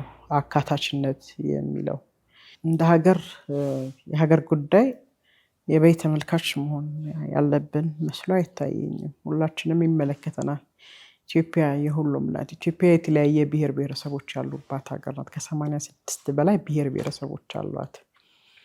የተለያየ እምነት ተከታይ አማኞች ያሏት ሀገር ናት እና እነዚህን ሁሉ ስብጥር የያዘች ኢትዮጵያ በሁሉም መልክ እኩል ተሳታፊ ተጠቃሚ መሆን መቻል አለብን። እኩልነት ከተጓደለ፣ ፍትሃዊነት ከተጓደለ የሚያስከትለው ጦርነት አለ፣ የሚያስከትለው እርስ በርስ ግጭት አለ፣ ለተለያዩ ችግሮች መንስኤ ይሆናል ፍትሃዊ ተጠቃሚ ካልሆንሽ። ስለዚህ በቁጥርም ብትወስጂው ኢትዮጵያ ውስጥ ብዙ ሙስሊሞች አሉ። እንደዛው ደግሞ የሴቷ ቁጥር ከፍተኛ ነው። በየትኛውም ዓለም ብትወስጂ በየትኛውም ዘርፍ ውስጥ አስገብተሽ ብትቆጥሪ የሴቷ።